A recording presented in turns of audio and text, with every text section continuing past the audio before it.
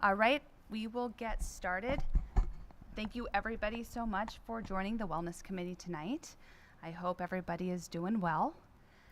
Tonight we have a pretty full agenda.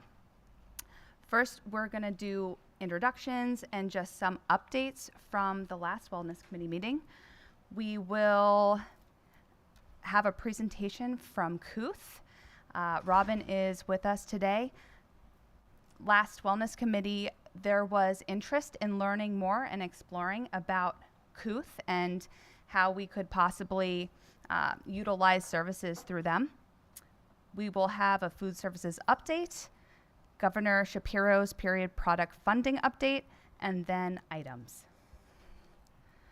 So just to start off, if we could go around and introduce ourselves, and if you could please use the microphone as this is being recorded. My name is Erin Dreisbach, and I am the Supervisor of Health and Wellness.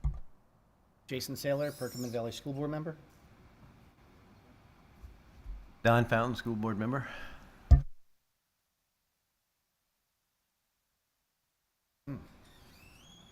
Crystal Booth, parent. James Clune, Supervisor of Assessment, Innovation, and Engagement.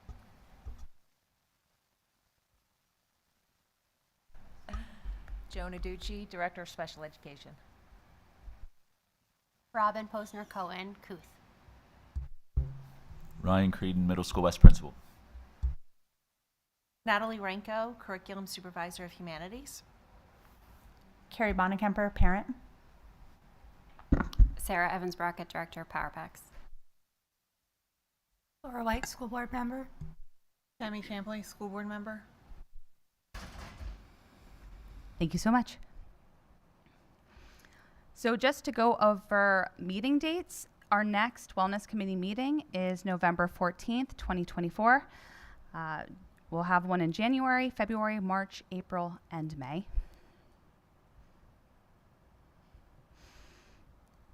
And wanted to just go over the 3 possible SMART goals that we had started to discuss last committee meeting. The first was establishing a medical response team. The second was exploring facility dogs in schools. And the third was to learn about the Kuth mental health app. And I won't read the whole thing, so if you want to quickly just browse over it. We had discussed making coordinating services for supporting our students a SMART goal. Because we had discussed how everybody's kind of doing their own thing and there's such a need going on. So I was hoping that these meetings could be a way for us all to connect to make sure that we're meeting those needs. I mean, as a volunteer, I'm the one getting the emails, which doesn't quite seem like the way it should be. So I was hoping that could be one of our goals for this year. So when you're saying coordinating goals, you mean for PV Power Packs and? I mean for families facing financial insecurity, whether that's food insecurity, clothing needs, school supplies. Okay. Thank you.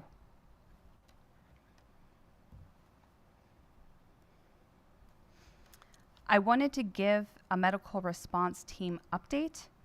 The district has received 8 automated external defibrillators, or AEDs, through a grant.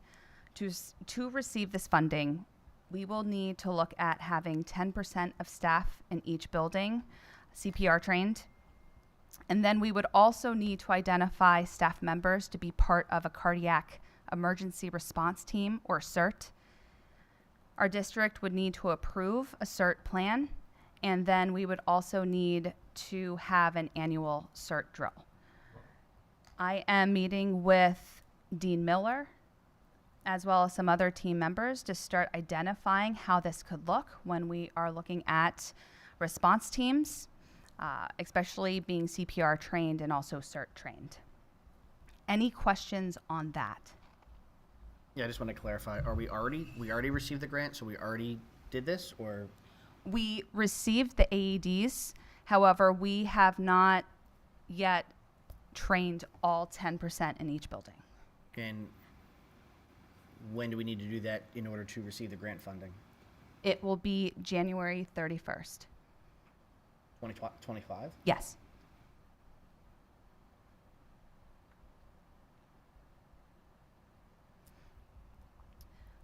The proposal, so Kristen Keaveney is not able to be with us today. So the proposal is when we had started talking about medical emergency response teams, part of being in MERT is also having CPR training and CERT drills.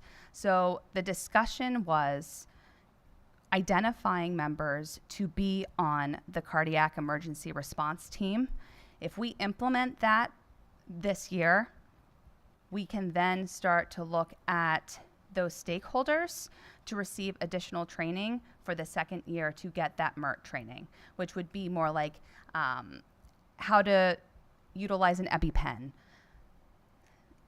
understanding when someone may have a seizure, different medical responses that individuals would need more knowledge on. So that is currently what we're thinking. Wanted to bring it to the committee to see your thoughts. Aaron, does every building now have, has there been, I guess, surveys or whatever done so that everybody can find out if they've got that required number of people in each building? That is a very good question. I know that we do have individuals that are CPR trained in each building. However, there, to my knowledge, has not been a survey to identify how many.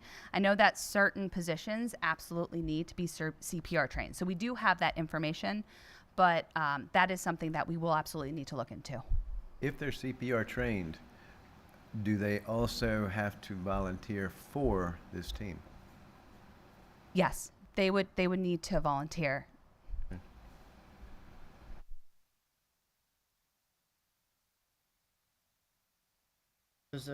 What does the grant consider staff? Because there's a big differential. I do not believe that it actually identifies other than 10%. So that could 10% of what though? Of teachers or like teachers, paras, janitors, custodial? I mean, it's a big differential. I believe it is anybody within the building. But I will absolutely get clarification on that. And what happens if we don't get it done by January 31st? We will contact it was through Chester County. We would contact Chester County and identify. Right now, we have the AEDs. We have not necessarily opened them yet. They're still within our office, so we can definitely identify. Ultimately, our goal is to make sure that we do get individuals trained and that, we continue getting the grant money. We have the grant money, continue to keep it. Do you have dates set up for training? Not at this time. We do have November 5th coming up, and we do have some other in-services, so that is something that started to talk to the CNI team about. Yeah, because January's right around the corner. You don't have that many in-services, and typically there are already other programs and things set aside for teachers that are mandated or that they have to attend, and that may conflict with them being able to get CPR trained. Because a big piece of it will be the timing of when they can go, and if it's done during the school day, they'd be more applicable to wanting to do it versus having to do it outside of their day. And just to clarify, we actually already have AEDs, so these are 8 new AEDs to replace. So who's CPR certified now? Paras are certified, nurses are certified. I believe our SROs are certified. All paras are certified? Not all paras, but there are many in each building that are certified. Aaron, I'm looking at the CPR list here. This is a list we track for teachers and paraprofessionals, specifically in relation to CPI and CPR. So the list roughly has about between, I'd say 85 and 90 individuals across the buildings that we know of, not counting in the nurses, security personnel, et cetera. So it's a good start. We often will do at least 2 trainings for CPR over the parent-teacher conferences for our paraprofessionals. So that will help us to fulfill people whose certifications are expiring and or start to fill additional slots as well. So it's a good start. Thank you. I definitely, I'm a big proponent of moving into the MERT training. So, and I'll be honest, I'm a little surprised that it's as slow moving as it is, considering we talked about this at, I think it was the first or second board meeting of the school year. So I would really like to get some numbers on what the percentage is for each building of how many and what is lacking, and what the plan is as far as how we're going about getting the word out that we need more people on the team, who's on the team, and when these actual CPR trainings are going to be offered, because that needs to be planned out now. It's not something you can do last minute. You have to have them come out to do the training. So I'd like to get that feedback back. Would we be able to get an update at the work session in October? What jeepers? Would we be able to get an update in the work session in November? Yes. Okay.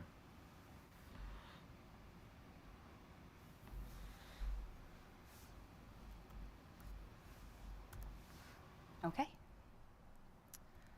A quick update on the Facility Dog Initiative. Through survey feedback, 6 buildings have identified interest in having a facility dog, and 3 have identified experience with service or facility animals in their building.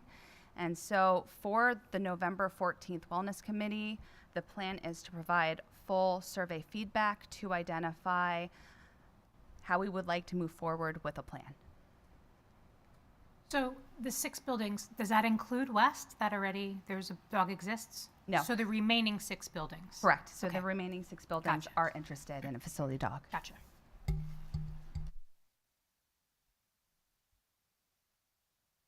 And on to Kuth. So last committee meeting, we had talked a little bit about Kuth, and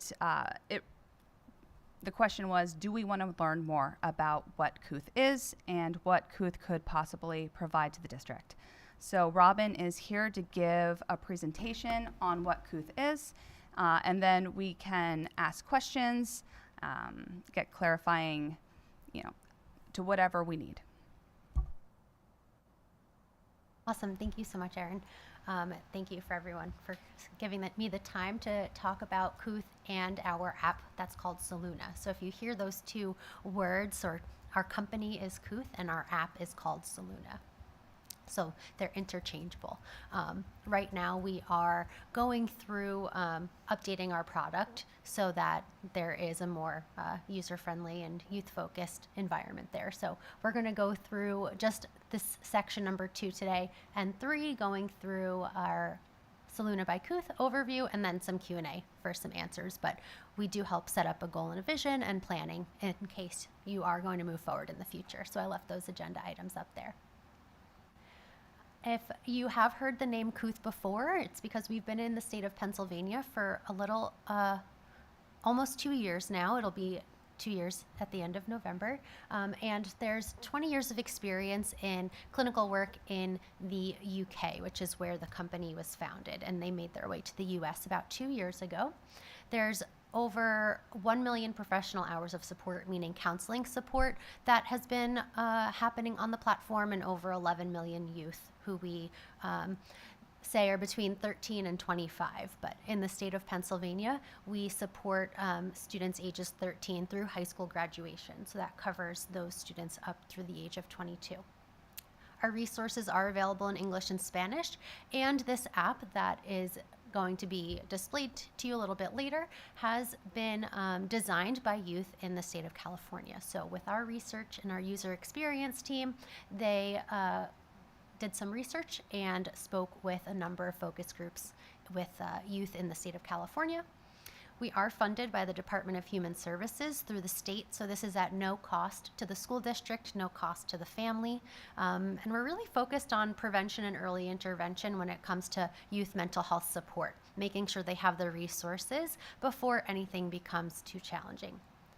On the right-hand side here, you see our pyramid of support. I'm going to go through each individual tier in a little bit, but just wanted to give you a brief overview there of what we're going to be talking about. So like I had said before, there's no insurance that's required here. There's no hidden fees or paywalls.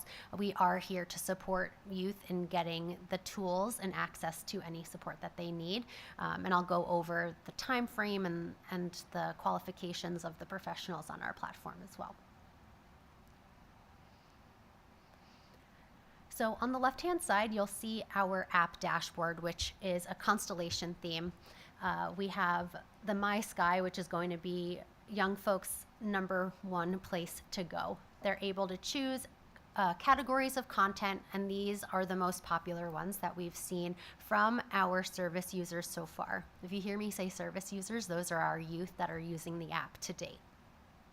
Including those in the state of Pennsylvania, they're just using our Kooth website instead of the app, so we're just updating that information.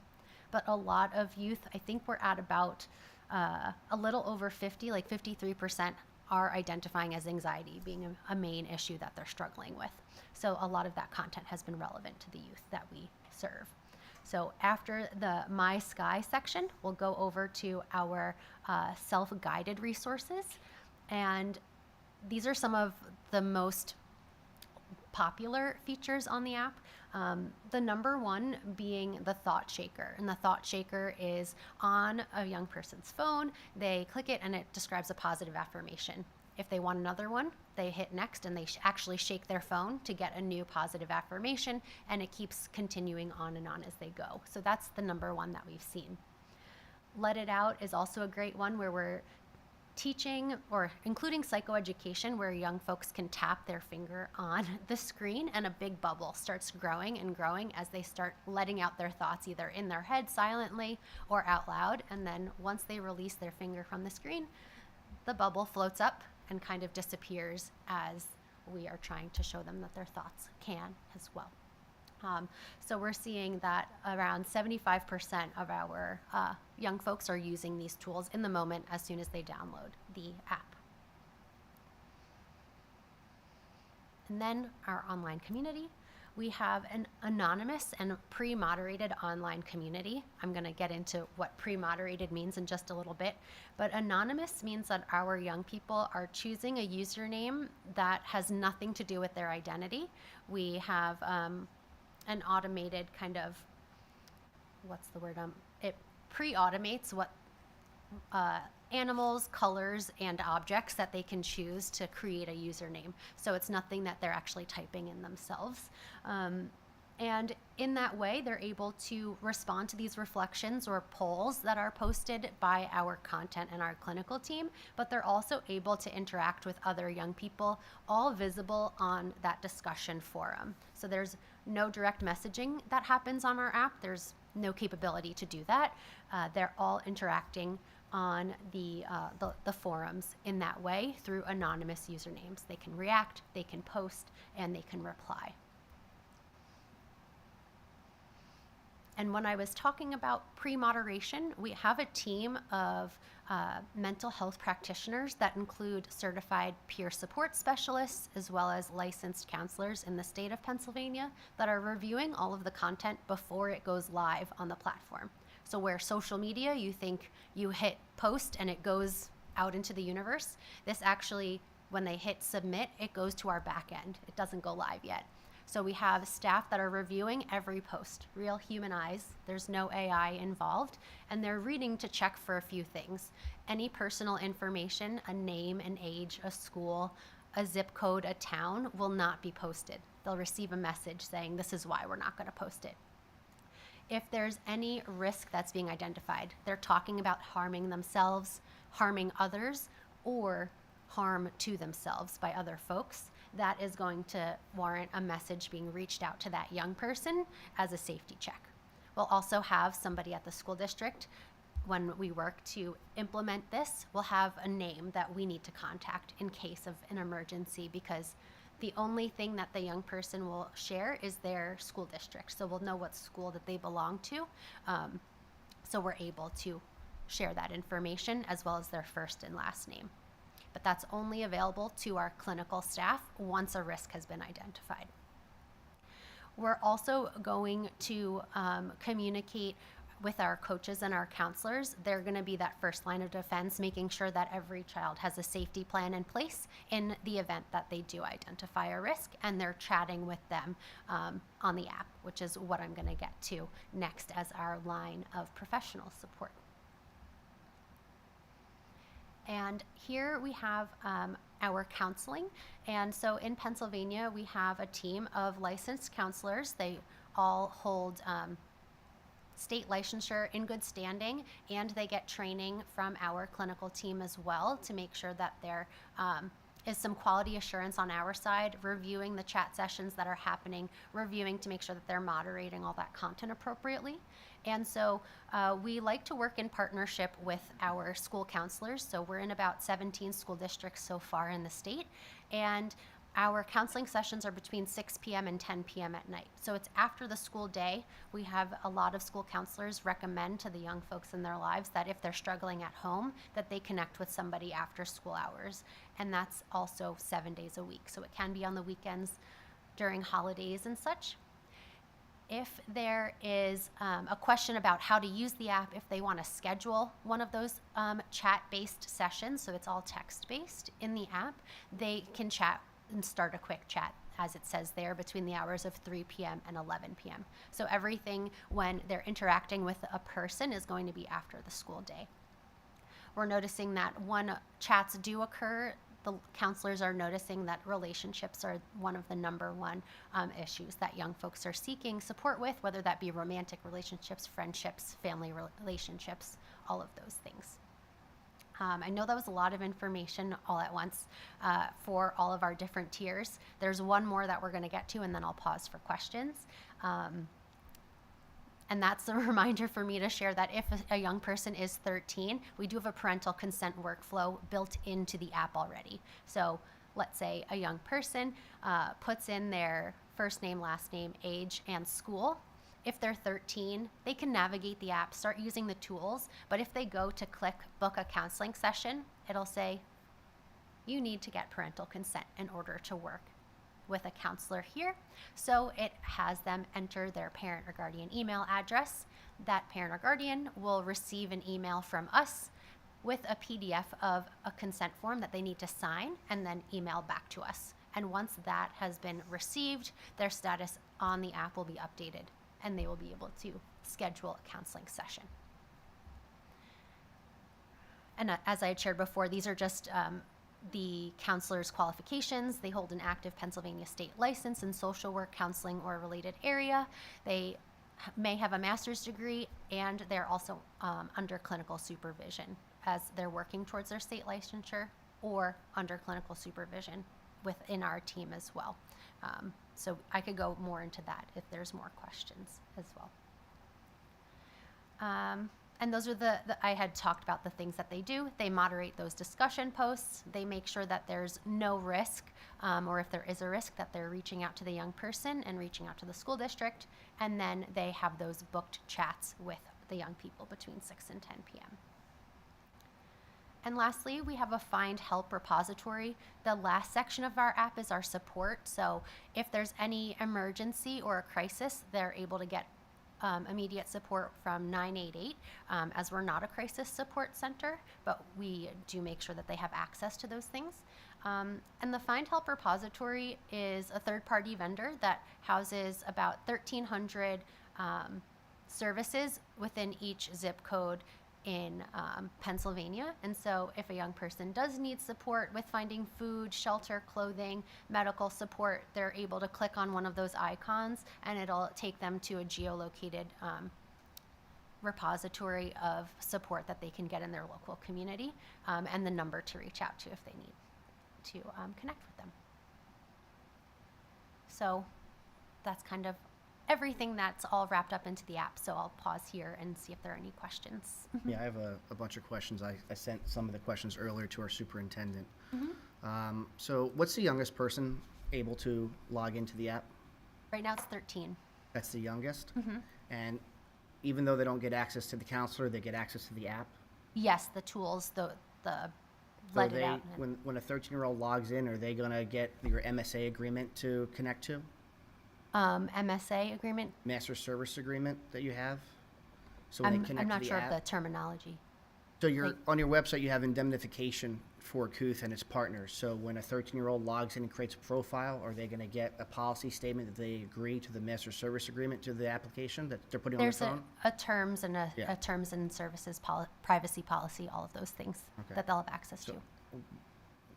Why do we think it's appropriate for a 14-year-old or a 13-year-old to understand those indemnification policies that they're signing up for? That's a business decision that I'm not privy to. I can check with our team to ensure that they are aware of that. But 13 to 25 is our standard age range. Okay.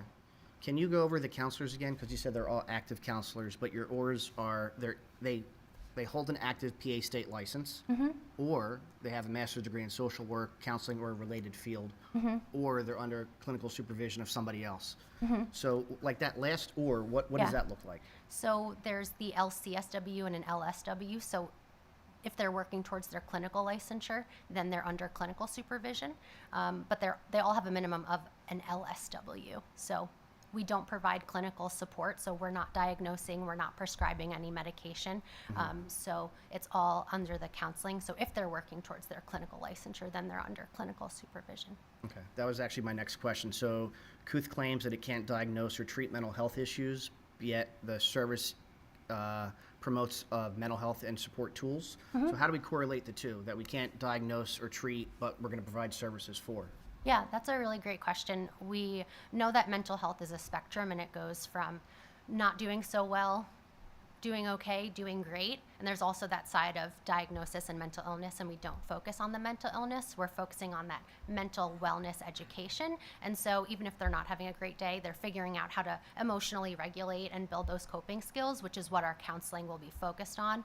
It won't be focused on any sort of diagnosis or disorder that young person may have, but it won't be worked on with a counselor in Kooth. I'm assuming that if anything, just to kind of piggyback before we get too far Yes. into the weeds, if a counselor were to find something that was very, maybe there is a greater need than just needing mental health education and wellness education, that a recommendation could be made to go, because there's so many recommendations here, would be to go and seek more services in a greater, more intensive setting than what they would get through Kooth. Absolutely.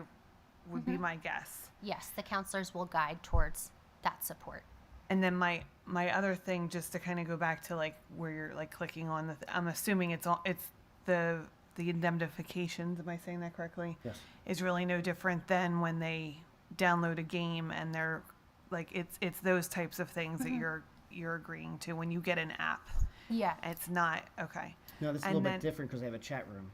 We don't have a chat room, no. You don't have peer-to-peer counseling anymore?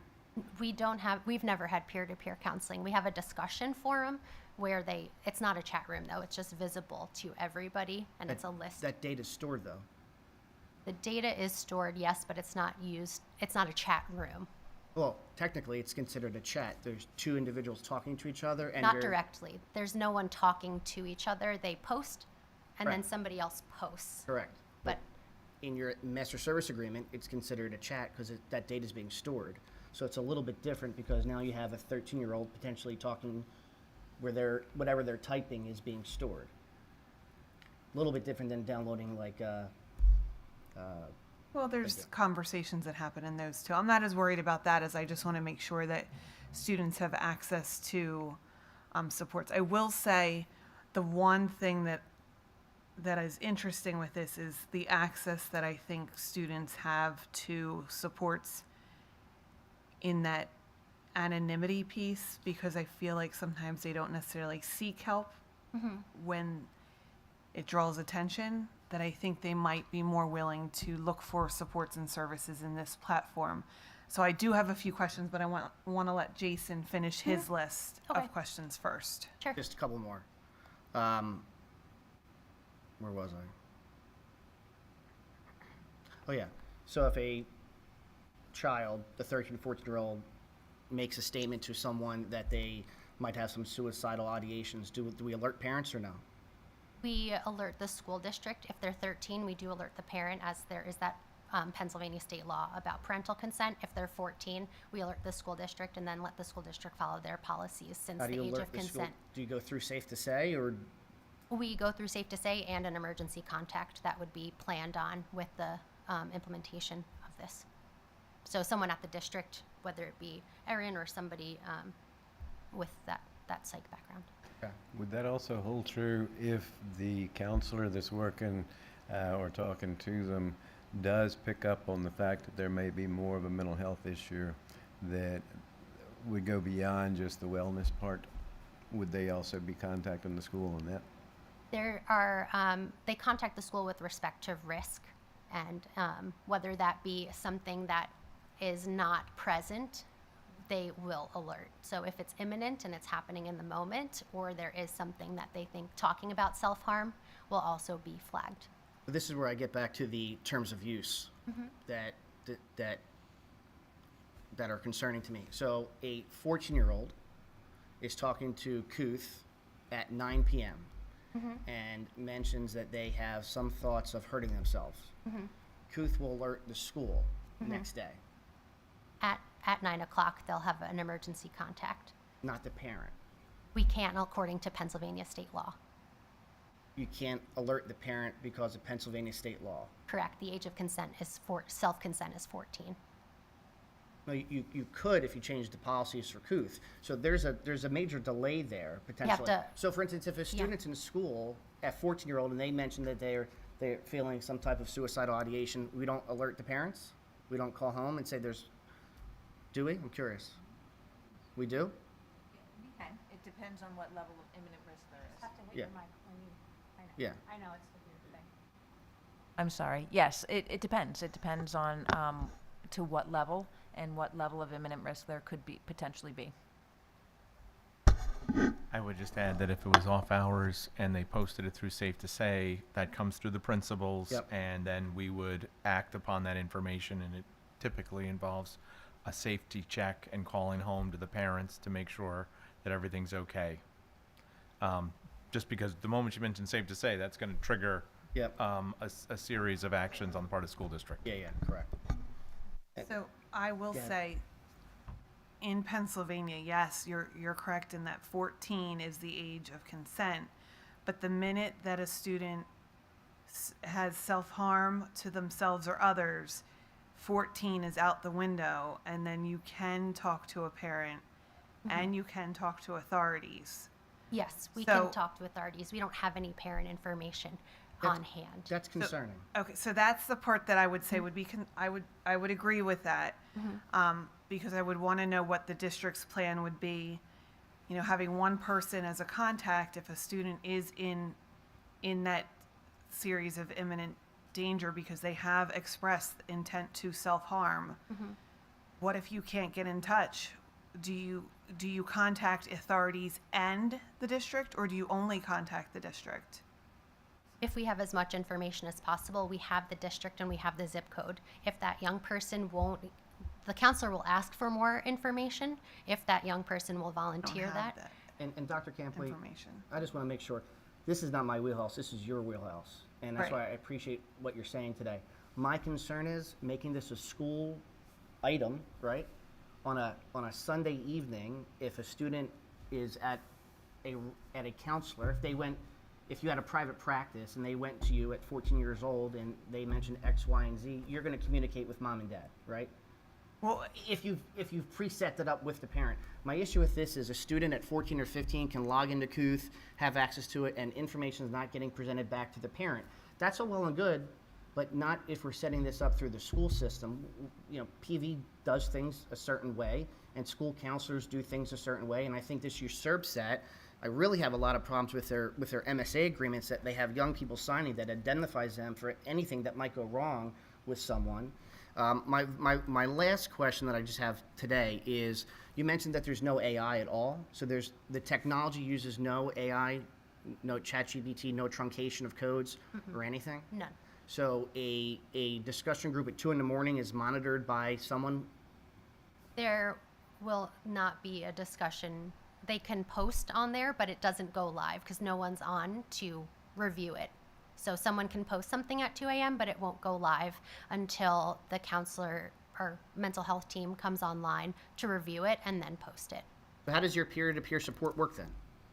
So if a young person does share that maybe they had an argument with their parent and they're not sure what to do next, Yep. that thread can be that person. Let's say they post it at 11 p.m. We do have support staff on at that time to moderate. It may go up live in an hour, and then some young people who are on may see it and then respond to it. And responding to it is not immediate.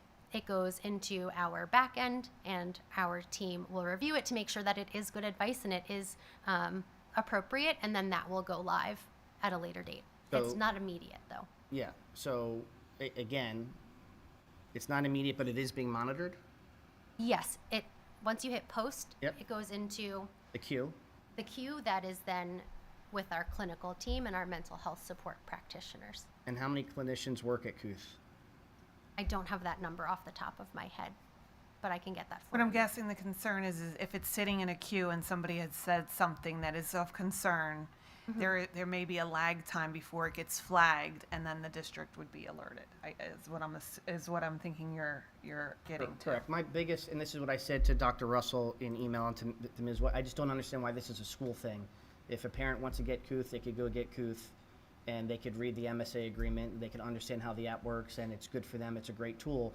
But from a school perspective, if we're gonna be broadcasting this, there are a lot of questions and concerns that I have as a parent and as a board member, and, you know, I'm a stickler for policy.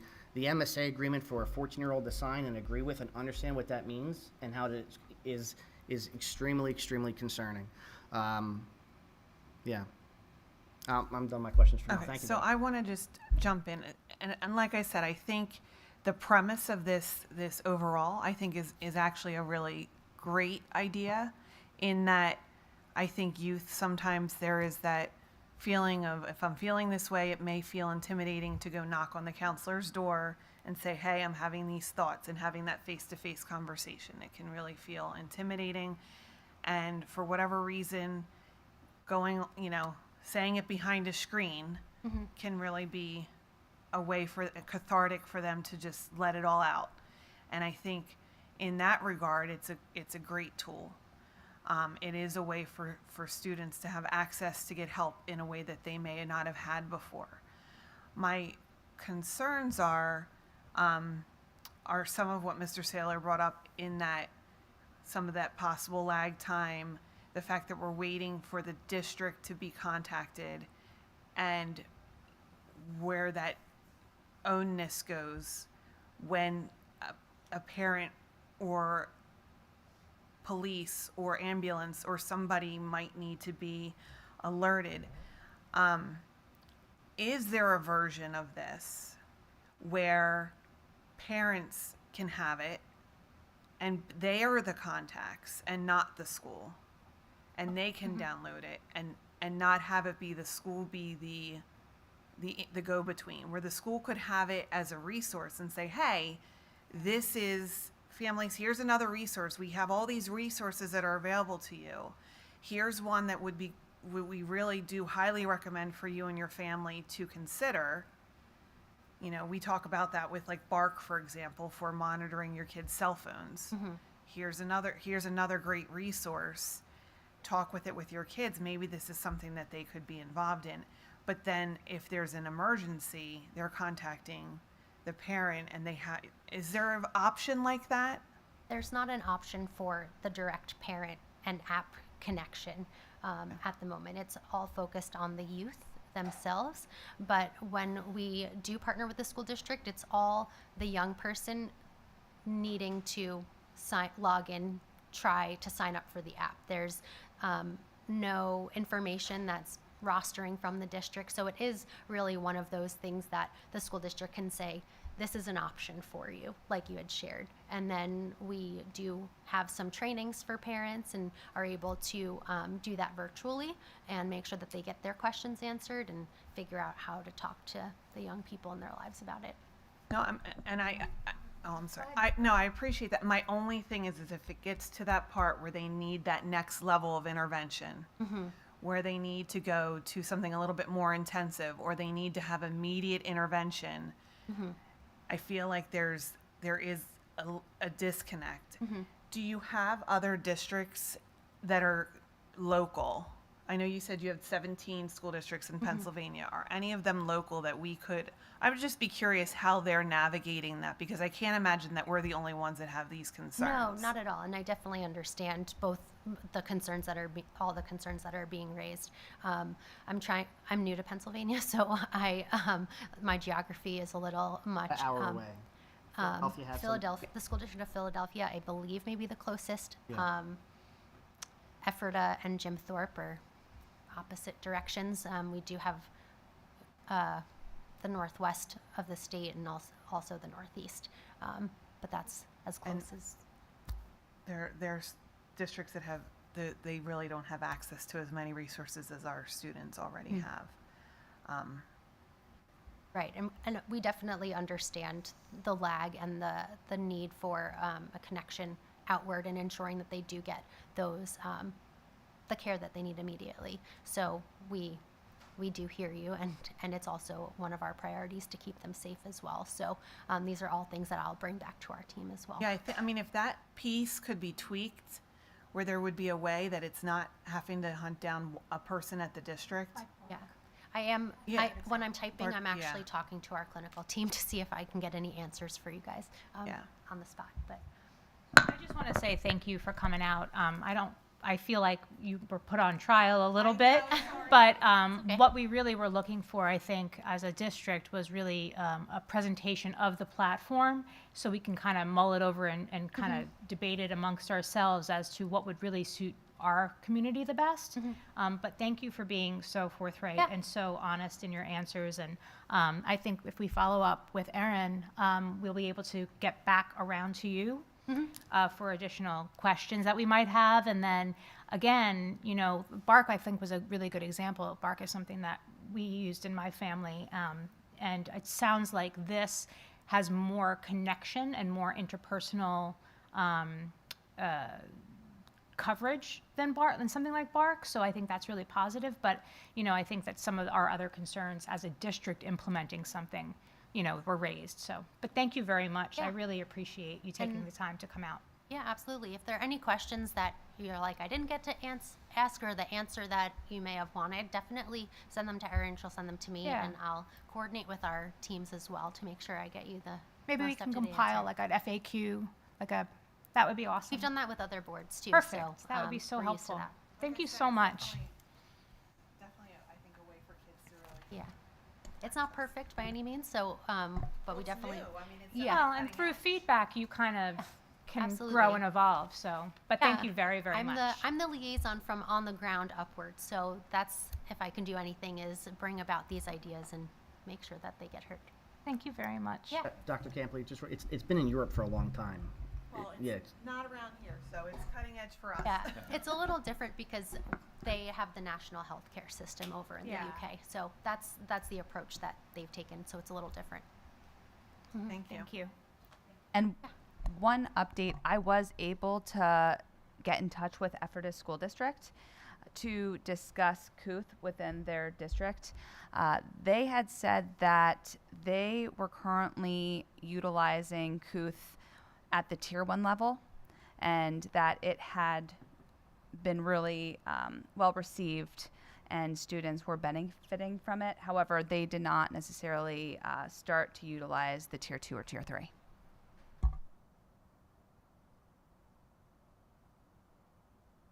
Thank you so much. All right, so if you are interested, I think you could scan this for Android users or Apple users. It's also in the board docs if you'd want to look at the app a little bit more. So thank you so much, Robin. So the next question was next steps, but it sounds like there will be some questions that we can then send to Robin, and we'll continue to see if this is something that we would like to delve into further. Food services update. I am going to be providing that for Kelsey. Kelsey was not able to be here today, so she did give me a decent list to go over. So there will be a triennial assessment through PDE, and it needs to be completed this year.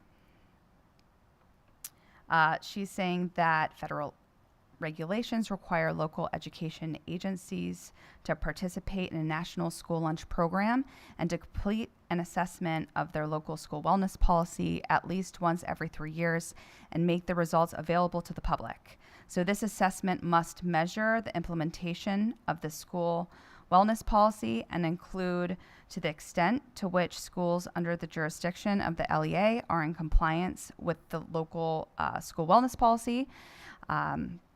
The school wellness policy compares to model local school wellness policies and a description of the progress made in attaining the goals of the local school wellness policy.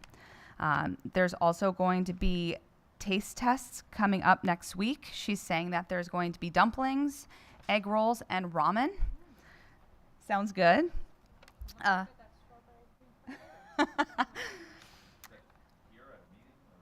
know, I'm not. At a cafeteria near you, right.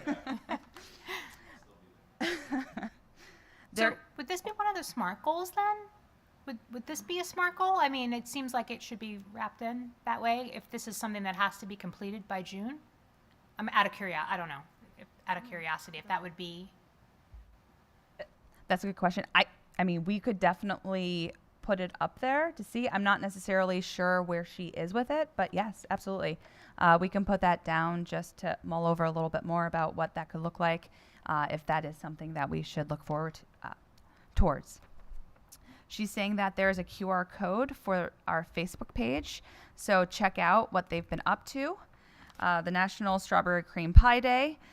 There's strawberry parfaits at the elementary a few weeks ago. And National School Lunch Week is October 14th to the 18th. Okay, right now. And they did a Pirates theme meal today and decorate the cafeterias, and to check Facebook.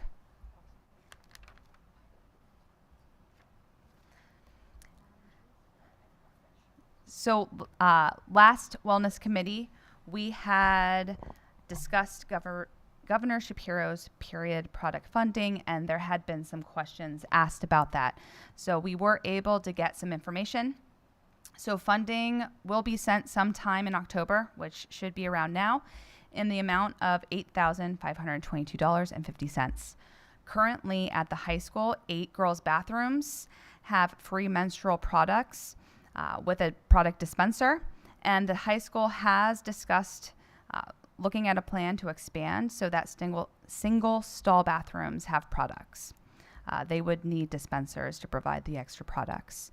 As well as at middle school, we are discussing piloting one dispenser in each of the middle schools. So that has also been in discussion. Any questions on Governor Shapiro's products?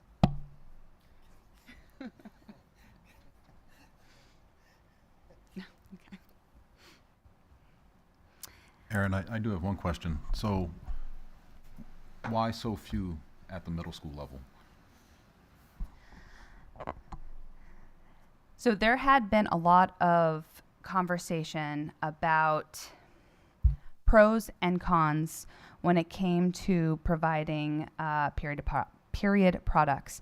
Some of the concerns was just, hey, would younger students maybe not be as mature? Would there be waste? Would they know necessarily what to do with the, So long story short, we had discussed looking to pilot one in each of the middle schools, as well as looking to provide education to middle school students, whether it be in health class or whatnot, to explain why there were period products, and hopefully by having that education piece as well as piloting it to see how it went, we could then expand. Ryan, do you have anything to add to that? Well said.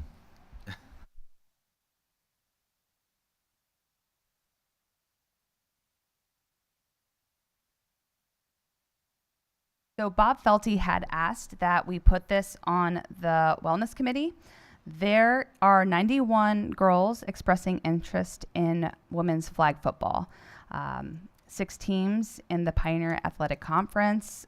They're adding girls flag football in the spring.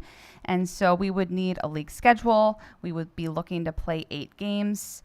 The Eagles will stop providing items by July 1st, 2025. So what it's looking at is to go up to the board for board approval. We would need 3 coaches, and we would be looking at doing the 4 home games, 4 away games, and uniforms. Eagles pay for 25. However, with the interest, we would look to need additional uniforms. And the total amount estimated would be around $6,500. So is it the recommendation then, on the part of Mr. Felty and yourself, to move this to the board for approval? Or are you looking to get that from the committee? I believe it is looking to get it from the committee. We are requesting that it go for board approval, but it was really to run it by the wellness committee to see your thoughts as well. Do we have a men's flag football team? I was just curious. I don't even know. I do not know. Really the wrong person. We have a marching band. We have, that's No, not no, my. I was asking if we had a. I was asking if we I, had a it's men's not flag my, football team. I have no idea. I know we have the frisbee team. I don't know if we have another flag football team. Disc golf, yeah, right. That's great. When it talks about the total needed of $6,500, what does that include? Uniforms. The coaches. And what's it based on? I mean, how do we come up with that number? So they have how many players they think they're going to have for each team, minus what the Philadelphia Eagles will donate in each one. Yeah. So it's just for uniforms? It would be Equipment? the 4 home games, the 4 away games, uniforms, and the coaches. And Yeah. I mean, just the equipment itself, there's another expense there with the equipment and the amount of equipment that you would need. So, I think the numbers are a little low, is what you're getting at, yeah. because you still have, it's going to be a PIAA sport, and it's going to have referees that are going to get paid for it. I mean, I think it's a no-brainer if we have people that want to play flag, if we have girls that want to start up a flag football program at the school, and it's happening in other school districts because it's a PIAA sport, we should see if we can put a team together. But it should run through the same system as all the sports teams. They pay for. That it come from athletics. Yeah, it shouldn't be the board pays for everything 100%. It should follow the same system that we have. Like when we started girls wrestling, we didn't pay for everything. So it should just follow the, huh? Yeah, it should follow the same process. I think they might need us to approve it as a PIW, like us to approve adding the team, Yeah. which is a no-brainer. That's why I say, is that what Mr. Felty's ask is? And then if that committee is comfortable with it, then we can just move it to next month. Yeah. oh yeah, I'm fine with it. Yeah, and if they don't have it in the athletic budget, they should. Well, if we Yeah. approve it, then they have to incorporate it, right? Correct. Tam? No, I agree. Cool. I mean, flag football, you got pennies and flags. You already have footballs. We already have a field, so. Let's use that turf. Thank you, Erin. All right, thank you. All right. Wanted to Power Packs. I'm not sure if there are any updates yet. So Power Packs continues to grow in need every week, and we are not getting the same support from the community that we have been. Particularly, we have our holiday shop coming up the week of December 9th. We tried to work with the football team to do a collection at the homecoming football game, and I think we got about 5 gifts. We had 220 kids last year, and based on our numbers, I would expect more this year. So I'm looking for help on how to get that information out and get gifts collected, because this would be our 4th year doing it, and I think our families really rely on it at this point. Looking at the numbers, we particularly serve a lot of middle school and high school kids because other agencies don't provide support to that age group. It's easy to go out and get toys for little kids, but we try to make sure that if you're still a student in PV, that you have a holiday gift to open on whatever holiday you celebrate. Do we have, this is something I've talked to Dr. Russell about this before, Ms. White. I just think a lot of our emails just get lost. Like there's so many that go out. You mean when it goes in like an update or the super Yeah, report or something like that? So like, Sarah, like, well, could each school have, like, I'm just thinking like the big Christmas, you know, Salvation Army bin at the front of each building, and then a blast could go out asking parents during drop off or to give your kids a gift to put into the bin, rather than go into the school and have it in a certain spot. Like, could it be put? So you're saying outside the school? Yeah, I'm thinking like the old Salvation Army where they have they come by, they drop the bin, you put all the gifts in, and then they come collect it. I don't know that we have access to something like that, but that would be great if we did. What PowerPacks is running into is because the need for food is so high, we had decided as a group that we were going to keep our asks to food, because we feel like we're going out and asking for food, we're asking for gifts, we're asking for school supplies, we're asking for clothing, because we are just getting inundated with needs. And our major focus is food. So we were hoping to partner with other groups and have them be asking. Like the ask for the holiday gifts was supposed to be coming from the football team as opposed to coming For the homecoming game. from PowerPacks. Right. So that's just if it could be like a district collection rather than like, it's like PowerPacks is asking you for even more, because this community is so great and so giving, but our numbers are just, they're growing every week. We're adding more kids, and not only are we adding more, but the kids are going to the counselors and saying, I need more in my bag. Like it's not enough for me. So we're trying to increase what we're giving as well. So as a group collectively, I will say what Sarah's initiated and what the team of the PowerPacks core group has initiated is really thinking outside of the box in terms of collection efforts. And I think that's why Sarah brought up the SMART goal of having it be not, burden is not the right word, but more evenly carried and shouldered by the district in general, and that's something that I've talked to Dr. Russell about as well. And so we've been a little bit more creative this year in terms of creating partnerships to have targeted collection efforts. So we had a conversation with the folks at West. They were really receptive. Obviously, they want to help. Almost over 30% of the 30% of the holiday shop is actually West families. And that includes high school kids, obviously, in that number. So that is a remarkably high number. I had a conversation with Mr. McKinney a little earlier today. He's going to work on his end with his contacts at our Sinus. So we're going to put out some feelers into the community in a more broad way.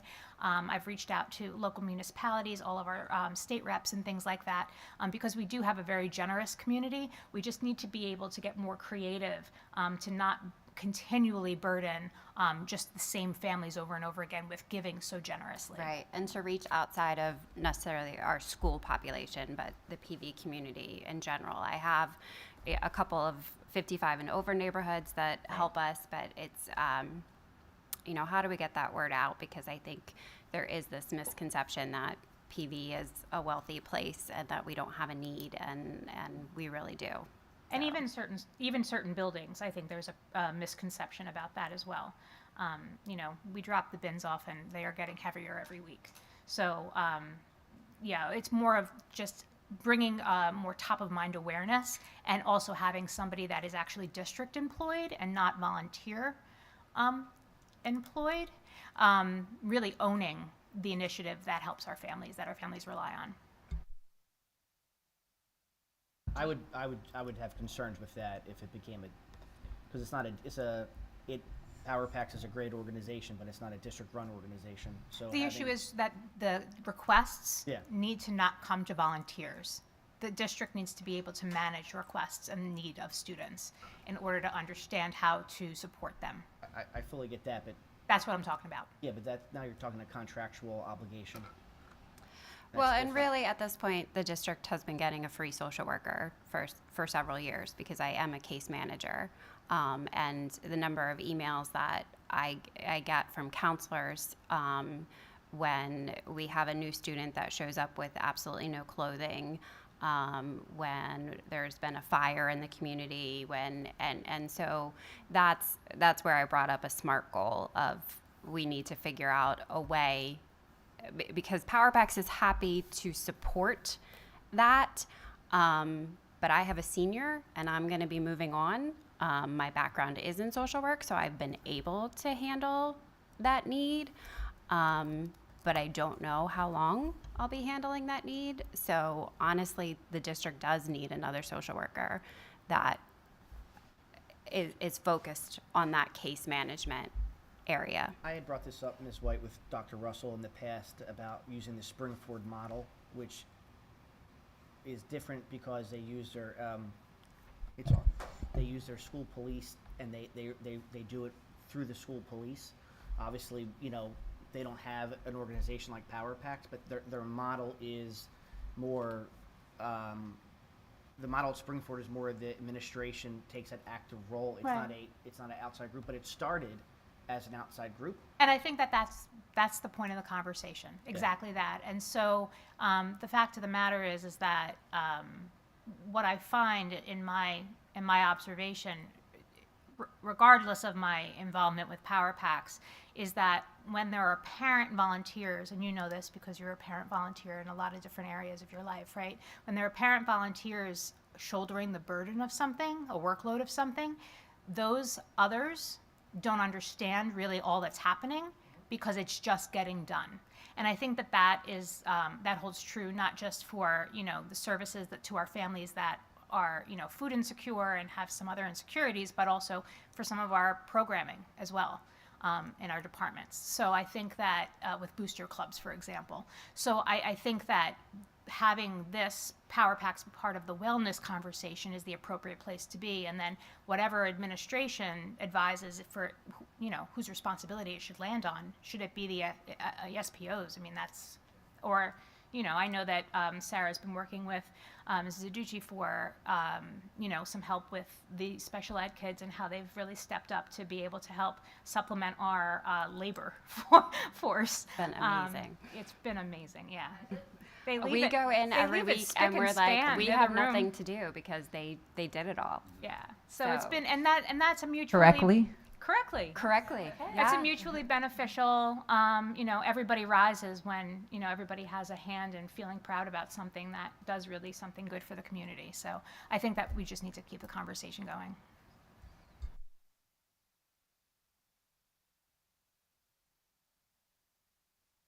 Just wanted to hold space for Perkiomen Valley School District Foundation as well. I'm not necessarily sure if there are any updates today. However, just wanted to also highlight what they're also doing for our students in our buildings. The only update that I would provide is that the mini grants that have been submitted, we'll be reviewing those for awarding starting next. We'll be reviewing them next week. How many did you get? I don't want to push you on the spot. I'm just I- curious. You don't have to answer. I think it's 10 or 12. Oh, that's too many. Okay. That's exciting. I like giving out money. I like giving out other people's money. Me too. Lastly, PV Woods. PV Woods is launching 2 storybook trails. One is going to be dedicated Saturday, November 9th at West Campus, and the other one is going to be dedicated Saturday, November 16th at Main Campus. And this project has been funded by a grant from the Pottstown Health and Wellness Foundation, elementary librarians and our middle school librarians have been involved in selecting a curated list of books and also preparing to share out with the elementary students about the 2 books that were selected. The one book that was selected for West is We Are Water Protectors, which is all about the need to conserve water. And the one for main campus is Moon Tree, the story of one extraordinary tree. And you might also know that main campus, Lenape Arboretum, has an actual Artemis moon tree that recently came back from a trip into space. So you'll be able to go and read about the original moon tree 50 years ago and see an actual moon tree. So if you're available, come on out. It should be a lot of fun. And this graphic was created by one of our middle school art teachers, Heather LaPera, and she did a fantastic job on it. She really captured, I think, the whole spirit of the activity. Can you, Dr. Clune, just give us the dates one more time? Saturday, November 9th at 10 a.m. is West Campus, and Saturday, November 16th at 10 a.m. is Main Campus.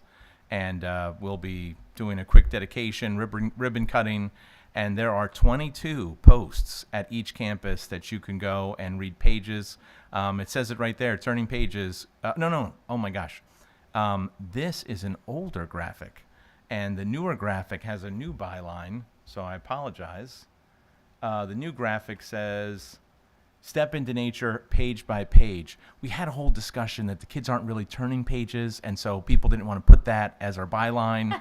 It was really seriously intense. You're dealing with librarians, all right, and they are very, very particular. So the actual new byline is step into nature page by page. We all agreed that that really kind of captured what we're trying to express. Thank you. And that was anything else for the good of group?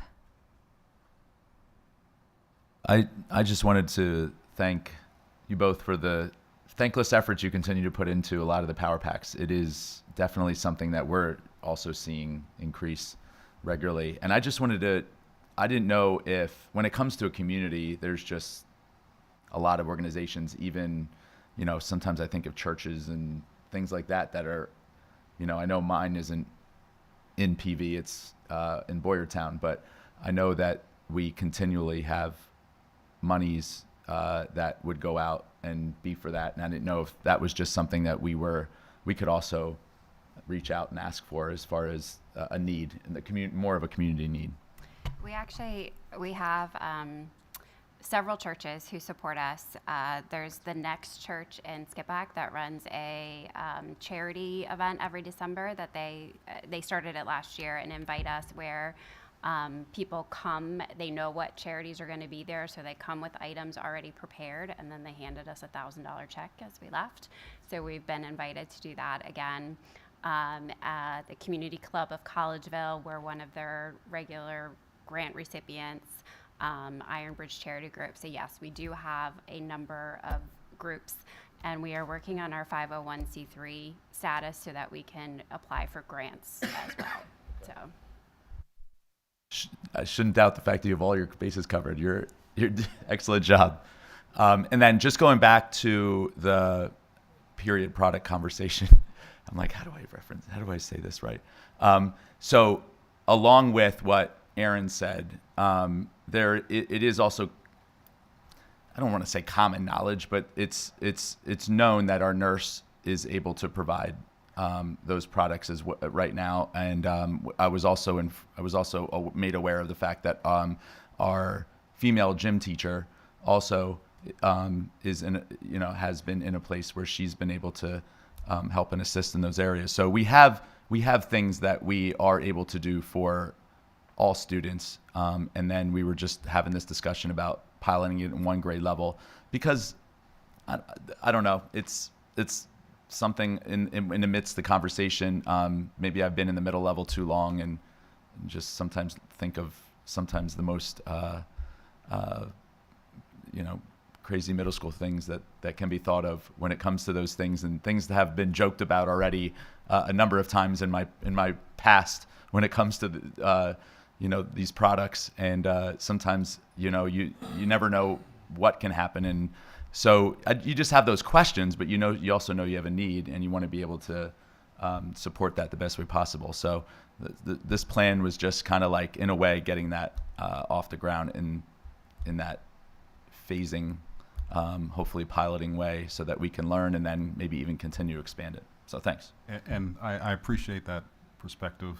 And I think one of the things that the goal of the governor's work is to destigmatize and the actual process, so that bodily functions and what happens with young ladies' bodies as they're growing isn't seen as something that they should be ashamed of. And so as we normalize that conversation, it's normalized across the buildings. They have access, full open access, so that during that awkward time of their lives, that we are ensuring that we don't make it more awkward. And so the pilot we have to learn from that pilot, and we appreciate the work that's already going in. And as we know more and more about development, we know that this is an issue as young ladies are menstruating earlier and earlier, that this is not actually even a middle school issue. We really need to start forcing that conversation down to the uncomfortable level of elementary school, because it is just a natural bodily development function that we need to make sure is adequately handled. So thank you, and thank you, Aaron, for handling that. And I am aware of some experts in the area that do come to schools and speak on these topics to make sure that there is the right education, and even sometimes the most healthy education given in regards to these products, because sometimes that can be part of the problem. But I don't know, we can talk more about how, if we're ever interested in having someone come and speak on the topic, and then how you even incorporate that into and organize that into a way of doing at the middle That's what level. Kevin Handerhand is for, the supervisor of health and PE, so he'll help us with that conversation along with Aaron. All right. And I'll just one more follow up with that, because I did read in Governor Shapiro's information that the funding was also for students to be able to take products home. So I'm curious if you guys can have conversations about that, and because there was an effort by a high school group to offer power packs, because that is a major expense for families. So at one point we had tried to do that, and the student graduated. So if there's funding at all for that we would certainly like to partner to get those supplies out to students who need them.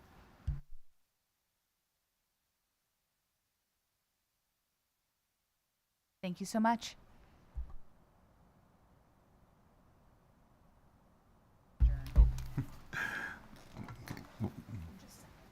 Ms. White, how long of a break do we take to transition? How about we get 3 minutes and we start 15 minutes late? Okay, All right, 3 minutes, 3 go. minutes transition.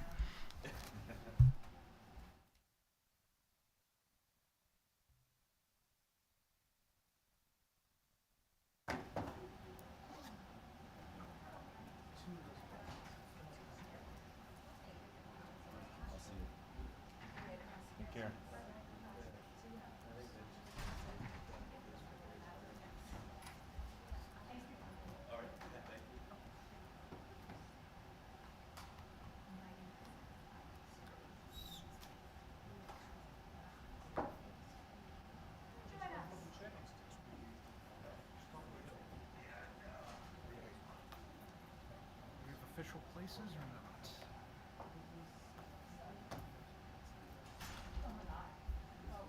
Oh, there's mine.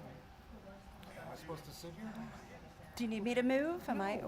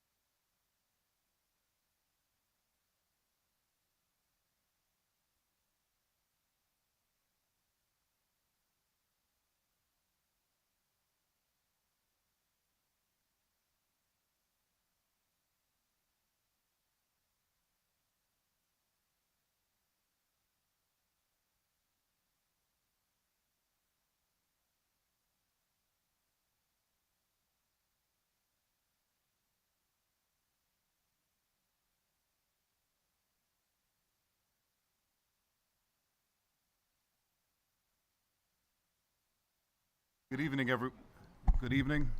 We're going to bring the Education Committee whole meeting to order, and we have a reasonable agenda tonight. A little less packed than last month, so don't plan on keeping you to 9:30 again. So our agenda items will be presented by a variety of administrator staff members who are going to share these different things with us. Program of study recommendations coming from Mr. Burke from the high school, gifted proposals coming from Dr. Champagne Lee, and I will talk about the field trips, class-wise follow-up by Mr. Ganesh, and then we'll talk about the AP exam as a follow-up from our last month's meeting. So as we get into the program of study recommendations that Mr. Burke is going to present, this is our preliminary look at this. This will actually go to the board in November and December for further discussion and then finally for adoption. The program of studies recommendations includes both the courses that we're recommending at the high school and looking at some changes in the program of study that he will highlight, or recommended changes that Mr. Burke is going to highlight. So Mr. Burke, I'm going to start the slides and then it's on you. All right. Hi, everyone. It's my pleasure to be here tonight to talk about the program of studies and some recommendations going into next school year. It seems early to have these conversations, but certainly want to make sure that we put these things in front of you as we seek to change what we offer our students. The first course that we're really excited to offer is AP African American Studies. We're very happy that we have an African American Studies course currently being offered to our students. We do have a number of students who wish to study that content at the AP level. And that's one of the reasons why we believe some students have not fit that course into their schedule, because of the competitive nature of what they have and what they carry. So we're looking for this offering, and students have expressed interest in this course being offered at the AP level. It is available to do so, and we're looking at possibly partnering with the University of Pitt to offer state credit for that course. So we're really excited about that opportunity and to put that out there and see how many students might request it. Go ahead, Tammy. No, go for it. I also was curious, before you were even brought up AP, just having even an honors option. I know my daughter, she took it because she's just very interested in the topic, but she had wished even just having an honors, even if there's not an AP, just to kind of beef it up a little bit more. Do you plan on having something even in the in-between?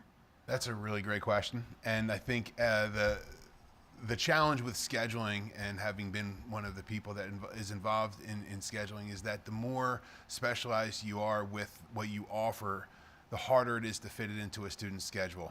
They become what's called singletons. And then if that one singleton is there, it's hard to get all the other things that you wish to offer. So offering it at any level was an awesome victory for us, right? Because we really knew that there was a want and a need for it. Moving into the AP level, now we have, I think we're going to hit a lot of different students who wish to reach for that opportunity to essentially take an advanced placement course and also to study this really awesome content. Offering it at the honors level, I think had been a conversation, but stratifying that almost too much creates a challenge in scheduling, and also who's going to teach it, and all those different preparations for all those different levels. So I think it has been, that was, I think, initially the thought, but knowing that now we have this curriculum that's already there in an AP version, I think that right now, this is what I think we're looking to offer. No, thank you. That's fair. I just was looking at, it was such a It is a big jump. widespread. You go from the elective to AP. That's just a big jump. But I mean, your reasoning and rationale makes sense. So maybe someday down the road there could be a middle version. I really hope so. I love the fact that, I mean, we even have the course, and my daughter's loving the class that she's in. I wish she would have loved to have had this option, but she's still enjoying it. That's great to hear. So I think the way that I read the bullet points is that students were worried about too much academic rigor, but the concern in not taking it was because there wasn't going to be enough academic rigor? I I guess there are some parts of I guess some of the communication from some of our students is that they really wanted to take it. I Right. mean, it's a very popular class as is. Right. Some of our students would have taken or wish to have taken it. However, there's a competitive nature specifically to what's on a transcript, and they want to make sure that they're taking rigorous courses. So how can you? That it wouldn't have been rigorous enough. Correct. Oh, okay. All right. And that's the sad part is that hey. I read that with a different lens. That it was almost that people were not. That people were hesitant to take it because they thought it would be too much rigor, but it's actually the opposite of that. The current Okay. offering, yes. Understood. All right. So, and this is our third year I or believe so. second This is, year? I think this is our third year with the course Okay. in there. Yep. Okay. And then has it been changed at all throughout in terms of I mean, I would assume that the course is taught to the room, so it's not overly simplified or anything like that. It's just a perception. It is. I know the teacher who has done a fantastic job of ensuring that it allows for specialization based on who's there. Right? There's an opportunity for it to go deeper and higher. That's what I'm as getting well at. as so that was the intent in the design of the curriculum, and I think this offers that higher level of rigor. So I know the accessibility initially was key. We wanted to make sure that it was accessible to all students, as well as offer opportunities for rigor where students wanted to go even deeper. Okay, that makes a lot of sense to I would me. agree And with them. It's the fact that it's not weighted for when you're looking at transcripts. oh, okay. I Currently. understand. So I guess my only question about this is, and I am I'm a fan of rigor. I thought that that's what we were talking about to begin with. But I'm wondering if maybe I see possible partnership with Pitt to offer state credit. When I was in high school, I took not an AP science, but a college science through my high school, and it was a high school teacher that taught it, and then I got 4 credits at the end of the year. And so then that transferred. Is there any conversation or option to maybe have it be just a college African American studies class rather than an AP, and then it would actually be transferable to any institution? That seems to be that possibility. That would be what's called a dual enrollment course. Right, maybe which is in lieu of, though. In lieu of. So I know that we have had courses along those lines that have been considered, like geosciences has been a dual enrollment course, and so right. so Let me speak to that just a little bit. We're taking a look at working with Pitt because of Pitt's commitment to dual enrollment. Okay. And the college, so the college access that Pitt provides, being not just a state school but a top tier state school, that those. But would the teacher be our teacher? So the thing about Pitt is that we could have our teacher of record be the teacher at Pitt. It's a different bar than working with a community college. Okay. Where the community college, it's required that a person has a master's degree in the subject area. We're working with Pitt and other partners in dual enrollment. It's a master's, but not necessarily in the subject area, and they get certified a little differently in order to teach the course. But would it be in person? It wouldn't be. It would still be taught by our instructors. Oh, if we're okay. doing the Pitt dual enrollment course. Okay. We would be using Pitt's curriculum, and so right now what Understood. we're looking at is if there's an alignment of a thorough enough alignment between the AP course and Pitt's dual enrollment course that we could actually kind of double dip and do both simultaneously. Okay. But we would have to get permission from Pitt to do that. Okay. For that. I for was that thinking purpose. drop AP and just go go all in with the And college so course. even in having that discussion, the quality points would be different because the Pitt course would be an honors course versus the AP course. Right, that So would be the does- compromise. That does play in. Right. And also, when we start talking about rigor and transcripts and other things, there is something said about having an AP course listed on a transcript. Oh, I would think that the college course would be more beneficial, but I guess maybe that's Right, just when my it comes to perception. college courses, they tend to be listed as courses, but you don't get the same designation listed. They're listed as our courses. Really? I had versus a an AP course transcript, is listed. though. You get a transcript. Yeah. But when it comes to how you're listing them, when it Oh, comes to the okay. applications, you don't get the same look for the course. You can designate it as dual enrollment. So there's a nuance around it. Does it transfer more easily? It's a very different bar. So that's why we want to explore how many more courses we can work into the dual enrollment pipeline with partners Awesome. like Pitt and other partners. Dr. Weston, I'm sorry. I know you've been waiting. I'm sorry. Yeah, I think most of what I wanted to ask about has been addressed, because with regard to the interest in increased rigor, I'm a little surprised at that, because I remember as the course was being discussed and it developed, it seemed like a pretty rigorous and thorough course in and of itself. So I'm just wondering, how does the AP course content differ from what we're already offering? What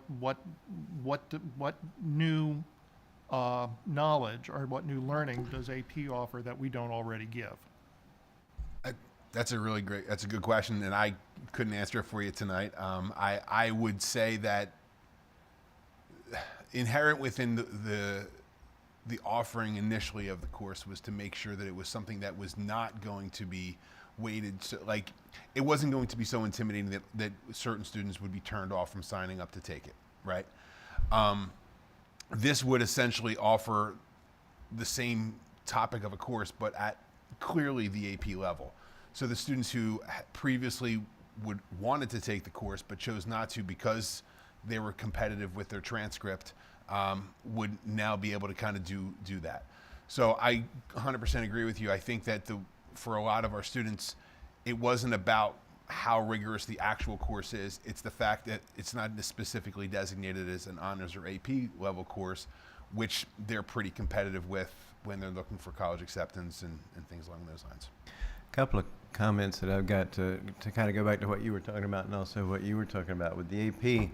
The difference with the AP is that you're dealing with a nationally standardized course. So every college in the country would be able to recognize an AP, whereas not every college in the country would recognize a college course. It's also up to the receiving college on any occasion whether they will accept those credits or not. Oftentimes what they will do, whether it be AP or a college course, what they oftentimes will do is they will accept X number of credits, but then use those as elective and not towards anything that they would have been taken anyway. So it's kind of a double-edged sword when you start to look at some of the credits like that. Right. And I But guess that is probably fine. plays into where the school is accredited from. It depends on where the school is. I mean, Okay. if you're looking at Pitt, then obviously any of the state schools obviously would be able to. That's what I mean by it, like accept, if it's, but right, when University you- of Phoenix is different than. A little different. Yeah, a little right, different. okay. Even Ursinus would be a little bit Understood. different. Yeah. Yeah. All right. So the next course that we're seeking to offer next year is coming out of our art department, and this is specifically an AP art history course, which is different from our AP Studio Art course. This is more focused around visual literacy, not necessarily where students are creating art. This is more about the study of the history of art and the disciplinary connection to understanding art as a historical course. The intent is to offer the course and gauge interest, because I think at this point they're not really certain exactly how many students might wish to take it at this point, or what that interest level is. We do have some students who are extremely interested in art, but maybe are not necessarily artists themselves.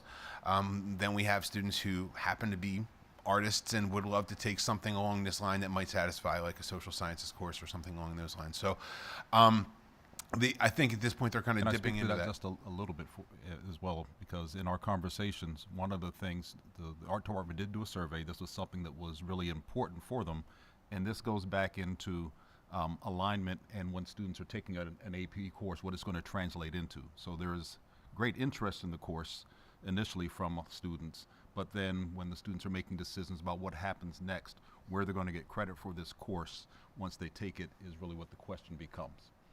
So is this, if I'm a major, does this go into my major and then I would be able to take this as a major course, or does this show up as an elective course for me? And so do I need that extra free elective? And so that's really, so there's interest in the course based on the survey. And once the course is actually on the books, encouraging students to take this course would really be part of the, part of what we have to do. And this also goes back into creating these pathways so that there's greater interest, because more students are interested in looking at things like art as an actual career or a career cluster pathway that they would become more proficient in. So art history helps to develop more proficiency when we're in that field. That becomes one of those entry level 101 offerings if you are an art major, that you have to take art history courses. So the interest is there.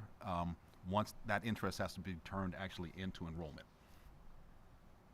Did I say that well? You did, absolutely. You did. And it will be where I think we're at this point, we're interested to see where the interest is, and then to possibly offer that as a course too. So the next course that we have this is an interesting one, is lifeguarding. This would be an alternate PE course for students who are advanced swimmers. We have a number of students who attend our high school who are not only swimmers here and do so as in water polo or diving or swimming, but they're also lifeguards, and they do things, they wish to participate in those things outside of the building. So this would offer employable skills. And another piece of graduation is certifications, right? And Act 339 is certainly something that is an alternate pathway for students, when we talk about Keystone exams and things along those lines. So having those additional certifications are always employable, and offering this as a course coming out of our PE department, we think it is going to be extremely attractive for our students to take. And then finally, we have printmaking, and this would come out of our art department as well. This is where we talk about etching and lithography. Sorry, I didn't say that right. And this is specifically connected to global traditions, and this is a very cultural course, which is exciting to hear about, because anytime we start to get into culture and a variety of global traditions, I think it's an opportunity for our students to really learn more about the world around them. So this is requested by a number of students as a number one possible addition to our department, and I think we're really curious to see if we can fill this one up. Quick question, if I can. On both of those, they would be elected or elective type courses. Are they going to be restricted to a grade level, or is that open to 9 through 12? That's a great question, and I think we're I don't want to speak for everyone, but I think the opportunity is there to try to offer that for as many grade levels as possible. But I don't want to be married to that specific decision, only because I know that there are certain courses that we want students to take as they come in as ninth graders, but I think expanding that as much as possible is out there, right? So I know historically a lot of courses where this is for ninth grade, this is for 12th graders, and this is for 11th and 12th graders. I think we're trying to work away from that as much as possible. But I couldn't really speak to exactly what's in the mind of the department chairs. So next month, when we actually have the full proposal, then we'll be able to actually describe where it's going to fit into the sequence. One of the things that Mr. Burke's going to talk about is prerequisites as well, and how we're looking at that, and those things that are really necessarily required prerequisite. Lifeguarding, that's something that as long as you're of age and you can be a lifeguard, we should probably offer, but if it is going to depend on scheduling and how we can roster it. So this is a new course. This is coming out of our tech ed department. This is what's called Engineering Principles A. This would be all about energy production, transportation infrastructure, which is a really exciting field for students who are interested in engineering. Specifically, we'll be talking about concepts, specific technologies, challenges. This is obviously a lot of connection to physics in our science department, but this would be would replace our Project Lead the Way course, and this would be a curriculum revision specifically. And it will be in Engineering Principles A.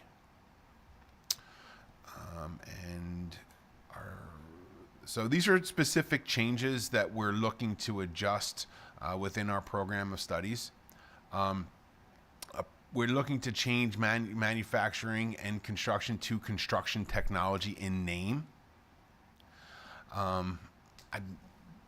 Don't quote me too much on that because I'm not really specific. I don't really know if there's much change to the curriculum, but that seems to be the name change that they're looking to change. The next thing that I know that our admin team and our counselors have been talking about is when a student returns to us from the tech school, We wanted language to clarify the credit requirements for health and PE when they decide to return to us, rather than to finish at North Monco. The specific challenge there is that if a student starts their high school career as a student that attends tech, there's only so many courses they can participate in when they return to us. And one of those challenges is that they really don't have much space in there for health and PE. So we trust that they're going to satisfy that when they're at tech. If they should come to us midway through and not complete all of the health and PE while they're at tech, there's a little bit of a lag between how much they've completed while there versus here. So we're trying to kind of get to an understanding so that we're not really forcing them to take an overabundance of health or PE courses in their junior and senior year because they missed out on that opportunity the way that their schedule worked out while they were attending tech. So we're looking to kind of clarify that in our program of studies. The next thing is that we wanted to look at our financial literacy courses and create a specific distinction in the course coding between the financial literacy course that is taught by our business department and that taught by our math department. Right now, it's essentially if a student signs up to take financial literacy, it's really a crapshoot as to who might teach that course to them, and it could be a business teacher and it could be a math teacher. The initial thought was that those courses would be identical. I think that their specific leanings and what their expertise as teachers, it just tends to feel and become something of a different experience, and that's not intentional, but they're trying to be consistent. It's rather difficult based on where they're comfortable in their expertise. So looking to create some distinction in the coding so that if a student seeks to take that course, they, whether it's in the business department or the math department, offering that as two distinct courses. There we go. Is financial literacy a requirement now? It will be. And so the financial, that's even a greater challenge, because the financial literacy that must be taken, every student in their high school career has to take some version of it. And so there will be an offering of, I believe, a half-credit financial literacy course that every student must take. Not this. Correct. So they could take this year-long version of it, or if not, they must take at least a half-year version of it. They're still working through, I know that the state has changed their expectations of the requirements, so we're still waiting for the finalization of what that's going to look like. In the meantime, we're offering, financial literacy as a course to our students here. Okay. And I'm a little confused again, because initially when I read this, it sounded like we're teaching two different classes between the business department and the math department, and then you indicated that it's supposed to be the same class. It is the same class. But then where I thought I heard you end up was that there could be differences now depending on whether the business department teaches it or the math department. I think that there's a discrepancy. There's not currently a discrepancy in what the curriculum currently is.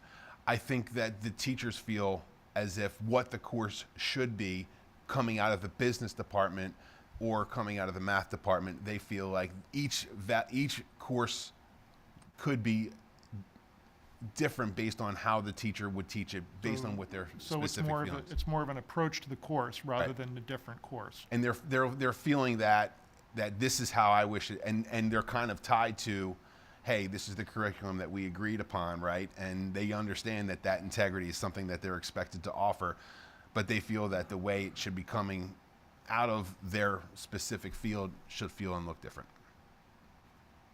So a couple things from that. Is there going to be a recommendation about who owns the course, whether it be the business department or the math department? Because it seems like there should be continuity in terms of experiential. It actually sounds like both departments will own their version of it. Correct, but with regards to students taking financial literacy, the experience that they'll take away from it will be different depending on what teacher they get. But if it's a business related course, then a business teacher would teach it. if they sign up as a math-related course, then it would be a math teacher teaching. It would be But two I- separate But I two thought there separate was only departments. just the one course. Yes. Right now there is No. one. Right now there is one course, and there is one course that is offered. Now, I think what we're looking at is that it is a very popular topic, and the reality of it is that it can be taught in specific ways. A business teacher is going to teach it in the eyes of the Right. more theoretical in nature, whereas a Like a math teacher macroeconomics. is going to essentially look at it as I'm going to teach you math through this lens. So I think that the reality of it is both versions are credible and could sit as courses, and perhaps the idea would be they would both fulfill that financial literacy idea, but students are walking into that experience Knowing recognizing what they're going to get. I guess Correct. that's my, so that was the first part that made me think of, and then the other piece of it, currently, just to be clear, this is an academic level class. Yes. So when you're talking about, like, if we're looking back at the Black History conversation, what about the students that they'll need this because it will be a requirement, but they require more rigor? Well, I think what we currently challenge our teachers to do right now is to meet the level of rigor that each student should be receiving, right? I understand that's an idealistic Right. goal, but if you are saying that it's going to be like a half credit and you've got juniors and seniors taking 3 AP classes or 4 AP classes and they need this to graduate, but it seems like you want it to be purposeful, right? You don't want it to be a throwaway class because So you're it- sitting in an academic financial literacy class. So if Correct. I You're could forced respond, to. if I could respond based Yeah. on looking at the requirement course that's going to be there, that's why I'm glad we have some lead time before we have to put that in place. What the state originally came out the box was, so you have to require this financial literacy course. Everyone has to take it before they graduate. I believe it starts in 26, 27 school year. That's when it has to be implemented. And they didn't have a lot of requirements on it. Then recently they have shifted to it has to be a credit-bearing course. The pathway that most people are going to is, of course, a half a credit course that everyone will take. I was actually at a meeting today with other assistant superintendents in the region having this discussion, and one of the things we were lamenting is that because they shifted to it being a credit-bearing course, that may have taken some of the wind out of our sails around some of the really interesting things we'd be able to do in offering the course. And so we have to make sure that as we're offering the course, it is a relevant, rigorous course that can be offered in lots of different ways. And so as we're taking a look and making the recommendations, this was actually one of the first things that one of the high school teachers asked me after an interview, came aside, what are we doing around financial literacy? And my exact answer was, I don't know, but we'll figure it out because we have to figure this out together in order to make it right-sized for all students so that it makes sense. So financial literacy, as we're looking at as it currently exists as this full-year course, yes. I know that we have used financial literacy as an algebra vehicle, and that was one of the major ways it was used from a mathematical perspective. On the flip side, as Sean was just describing, on the business side, they do operate more on the same curriculum, but we're going to emphasize things which make sense from the business standpoint. The financial literacy course is it's a high-level life skills course, is the best way to describe it. Well, and that's where I wonder, I understand the part about the credits, that piece of it, but if there could be hours tied to it, for example, I'm just wondering if, for example, if there's, I don't know how many hours half a credit equals, but maybe it could be rolled into a higher level math class as a unit, and then, obviously certain acumen will be able to just pick the information up and be done with it, as opposed to have to really have it be its own standalone class. It could just be a topic. And from our perspective, as much demonstration of knowledge and as project-based as we can make the course, the students actually have to come out with some type of practicum where they're doing something with it. It's not just knowledge-based, I think, is the higher bar that we'd like to be able to establish. But at the end of the day, we have to figure out what it's going to look like, that's going to make sense, so that it's going to be meaningful for everyone who gets into it, so that their time is well spent. and that we can differentiate and we can meet students' needs no matter at what level, academic level they tend to operate. I'm just picturing all of these kids who, well, they all are going to have it, but I'm picturing all of the kids currently, the current students whose schedules are filled. They don't have any extra time in their schedule for anything. I have a kid who has never seen a study hall in her life. She doesn't even know what a study hall looks like. And she has to decide what she's not going to take because she wants to take it all. So for her, this would be really hard. I mean, she's taken social studies classes in the summer just so that she could take her electives that she wants during the school year, right? And she's not alone in that, right? We have a lot of students who do that. So a class like this that takes up time from these kids who are trying to find pathways so that they're really set up for college and they're taking the electives that will set that path. My hope would be that maybe there's an independent study or a virtual option or a summer bridge option available for that half credit so that they are not losing opportunities for some of these elective specialized courses that they want to take.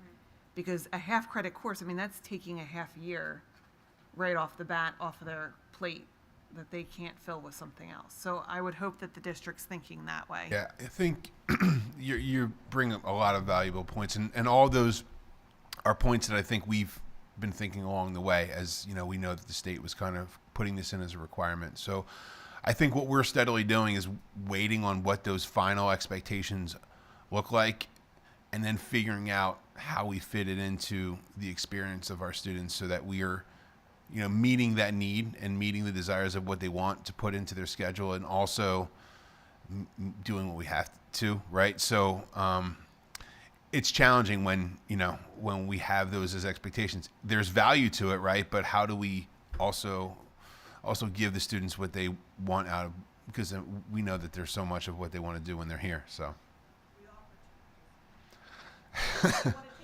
They do. Make it like a longer day, right? We could just go till 5 or. That's right. Absolutely. Go ahead, Dr. West. In this milieu we're in now, the pre-required course era, how many students are taking this course, and how many are coming at it with a business interest versus a math interest? That's I know we have a number of courses. We have a number of sections. I can look it up. I can find that out before I walk out, and I can tell you exactly the number of students currently enrolled. The number of students who are choosing to do so for business reasons versus for a math credit, that's kind of like a really tough ask because I don't know specifically. Right. You know, there are some students who are taking it alongside their current math course, right? And then there are others who are taking it in lieu of, right? So I couldn't really speak to that specifically, but Are they distributed across grade level pretty evenly, or is it more younger, more older? You'd be surprised. There are a lot more underclassmen taking it than I thought there would be, and I can actually pull that out by grade as well. But there are also a lot of upperclassmen that wish to take it too, because I know some students have kind of like, hey, senior year I'm taking that as my math class. So it's an interesting mix, to be honest with you. Okay. And then so the final points that I wanted to kind of touch on is that we are looking to clarify our scheduling process. It seems that every year we want to do a better job of that and being extremely transparent. We have in the last few years moved our scheduling process up to fit that in to hopefully be done as close to the end of the year as possible. And then being very clear on our deadlines for our course requests for students, and then creating what's called our being clear on our drop and add procedures. It seems that each year, you know, we think we're clear in communicating that, and then we're told that we're not. So we want to be as clear about what that looks like as possible, so that we're not. We have to be efficient. We have to really schedule with what we have in front of us and be as creative about giving every student as much of what they want as possible, but realizing that we only have so many periods in the day, so many teachers to teach these courses, and trying to get everything in so that students can get them. So we're trying to do the best for all of our students, knowing that we're trying to also use all of our seats in possible. So as you work through that clarification of the process, is the intention for the high school administrative team to work with like a task force of students and representation of voices just to hear some of the different pain points, or how are you going to approach tackling that? So yeah, absolutely, I think that talking to students and teachers and counselors, all of those people that really have some vested interest in what that looks like is key. A lot of it feels like it's happening to them instead of for them. So Where I come from the partnership mentality of like, let's Right. solve the problem, as opposed to no, you can't, or a directive doesn't feel good. I would agree with that.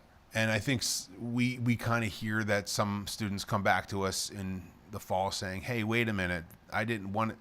And while we definitely hear that, the challenge is that we're tasked with having this schedule done, and opening that floodgate back up in September really doesn't do anything for what we've just created. So if we kind of begin that, and I think getting a lot of student leadership, and not just student leadership, but a variety of voices in the room to hear what that means for them is key. But also listening and to our teachers and to our counselors on what makes sense in their minds too. So but it all brings us back to the fact that we have to build the schedule, and we have to start it rather early, and we then have to have it done. So if we can have those conversations, and I don't know that we're going to get to exactly where we want to be in the course of a year, because it's October and we're talking right now about it, right? So I think each year we can get a little bit better. Dr. Weston?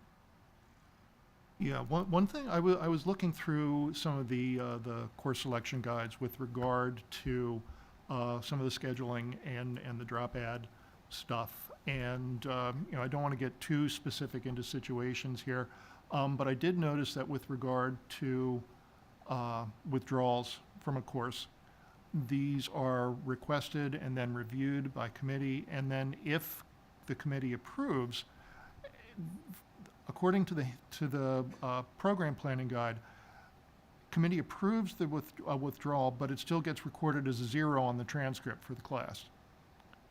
And that just seemed a little odd to me. That's not how a lot of colleges do it. If you are withdrawing from a course during the drop ad period, ahead of the drop ad deadline, it just seems.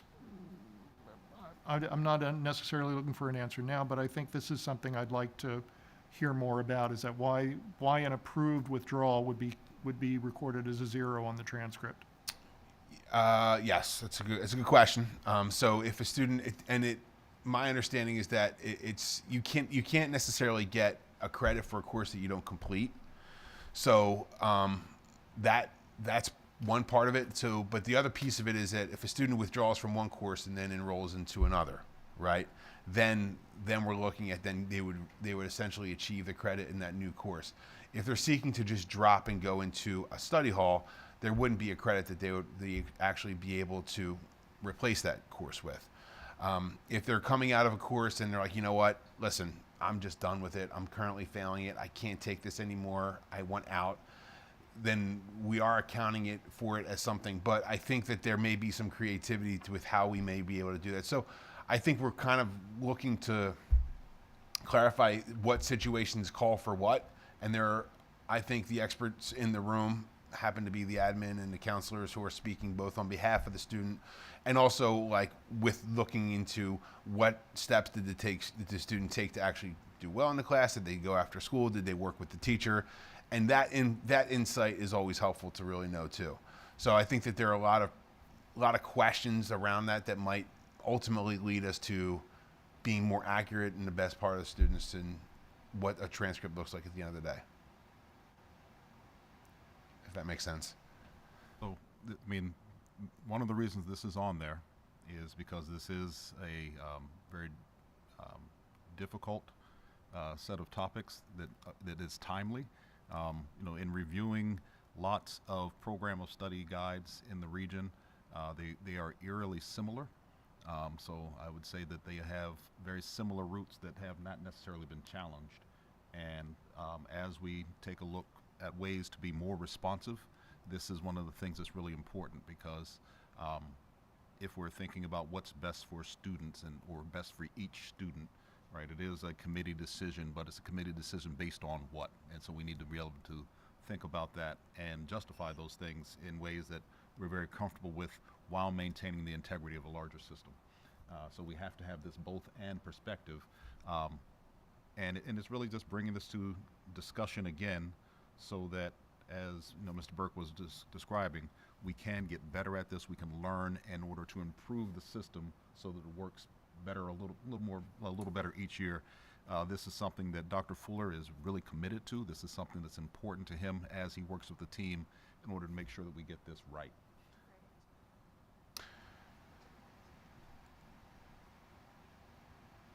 And just to that's it. find, I think there's one more slide. One Well, more. I promise. This is the last thing.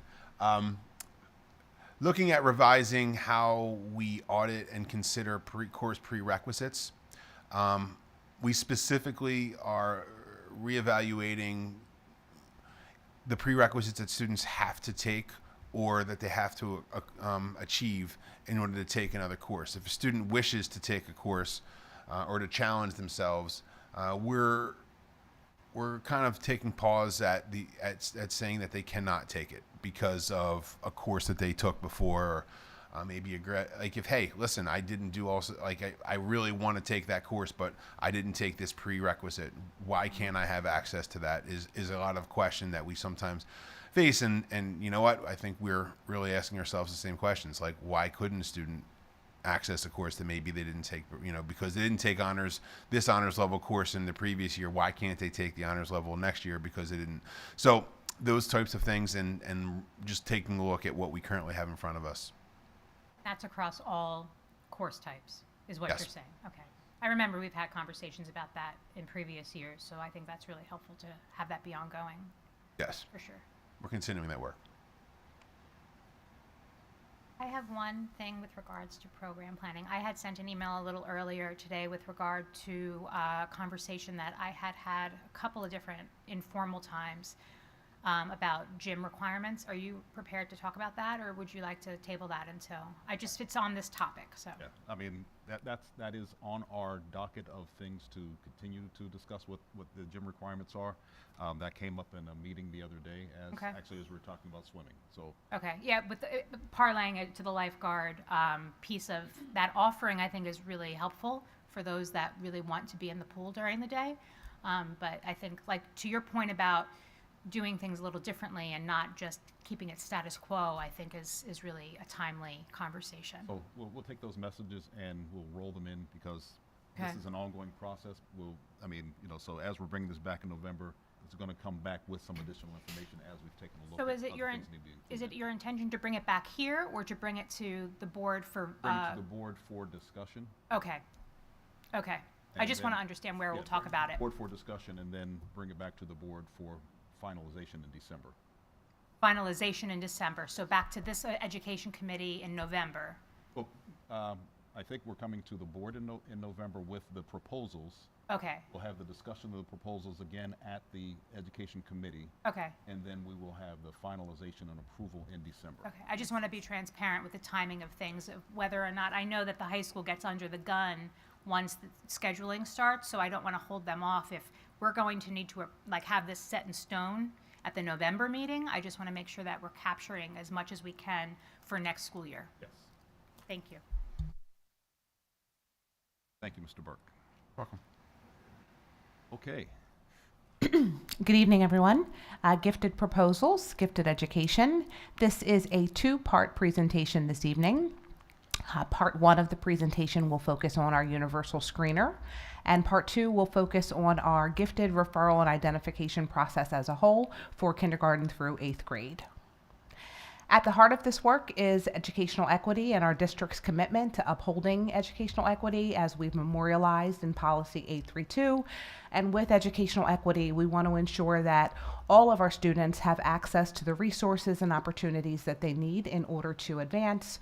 We want to make sure that we are continually evaluating our policies, our procedures, and our practices to making sure that they are meeting the needs of all of our students and eliminating any potential barriers. Part 1, universal screening. Wanted to start with the why. So the why behind looking at our universal screener and potentially shifting gears is achieving equitable representation. When we think about that, that means looking at the representation of students from diverse cultural, racial, ethnic, linguistic, and socioeconomic backgrounds. And in essence, we're not talking about putting more kids into our gifted program, but we're talking about getting the process right so that there's equity and identification. Child Find is a federal mandate that requires public schools to be able to identify, locate, and evaluate students who may be in need of specialized services. So not only special education, but also gifted education. With Child Find, we want to make sure that we have screening procedures that are in place that are as universal as possible so that no student is missed. And this involves utilizing a range of screening techniques and then also implementing alternative methods if test bias is detected. So I wanted to talk just for a second about gifted in the United States. Across our country, we know that marginalized populations, including English learners, are often excluded from being identified in gifted. More often than not, that our multilingual learners possess those higher level thinking skills, but the content of the test that they take often prevent them from showcasing their true ability. When we think about Pennsylvania as our state, we are one of the strictest states in the union to get into gifted. This is not necessarily a compliment, but we have some pretty strict guidelines in the state of Pennsylvania. And also thinking about intellectual ability. We know that intellectual ability is not just an IQ score, but it is a range, it should be a range of assessments that showcase a child's performance and potential. And some of our underrepresented groups are going to hover around that 120 total IQ score. And a lot of times, when we're looking at gifted, some of our philosophies are that we should be looking at students who are at a 130, but ultimately we should be looking above and beyond the IQ score to get a true assessment of a child's potential. So again, going back to equity, which is really at the heart of this, we know that there are intervening factors such as English as a second language, learning disabilities, physical impairments, emotional disabilities, gender or race bias, or other social cultural deprivation factors that can mask gifted abilities. So when we think about those intervening factors, we have to give special consideration to our district's Ls, our non-white students, our low SES students, our special education populations. Ultimately, the goal is to take an unbiased approach to ensure that we have a true and accurate understanding of student abilities. What I'd like to highlight on this slide, we see a disparity or underrepresentation when we look at Perkiomen Valley's current gifted population. We see a disparity between our total population of Black and Brown students who are identified as gifted. We also see a disparity with our Hispanic students. And then we also see a disparity between our male students and female students in terms of the percentage who are identified. So obviously we want to work to correct those disparities so that we see equal representation among our different racial groups here within our district. Yes? The male-female divide, do you see that across grade levels? That is a great question. I have not disaggregated it by grade level, so I was just looking at our total population, but that would be a definite something that we could do to see where specifically that divide is, if it's across the board or if it's concentrated in one specific level. What I'd like to highlight on this slide is we also see a disparity between the number of kids at the elementary level or students who are identified at Schwenksville Elementary, which we know is our elementary school that has the highest percentage of students who are considered economically disadvantaged, in comparison to Skipback Elementary School, where we have the lowest number of students who are considered economically disadvantaged. So obviously we want to take that into consideration when we're thinking about moving forward with a change. And again, how do we level the playing field and minimize those potential disparities? So the proposal is to shift from the COGAT. The COGAT is a tool that we've been using as a universal screener for the last several years here within the district. The COGAT is generally given in March to all of our second grade students. We are looking to shift to use the Nagley-Erie as our universal screener. The Nagley-Erie has 3 subtests, which we'll go into in just a moment, but it's expanding in the state of Pennsylvania with about 10 new districts that were added just within the last 12 months. So to talk a little bit more about the Nagley-Erie test, it's a computerized test, first and foremost. There are 3 separate subtests. We have the verbal, the nonverbal, and the quantitative. They are administered we were planning on administering them to second graders again during that March testing window. Each test takes about 30 minutes. We would work with our second grade teachers and our MTSS facilitators to determine a developmentally appropriate test administration plan, but ultimately all of our second graders would take all 3 components of the Nagley-Erie test. For all 3 of those tests, we have the option to run local norms for grades K through 9, as well as national norms for grades K through 6.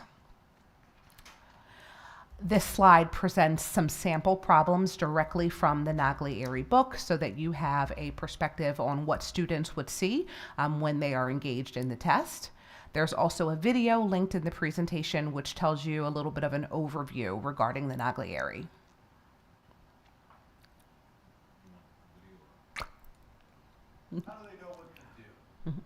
So great question. So the test items itself use pictures, shapes, and diagrams. Minimal reading, minimal language comprehension is required. So they are looking at the screen, and from there they are making a determination of which picture, which shape, which set of numbers doesn't belong.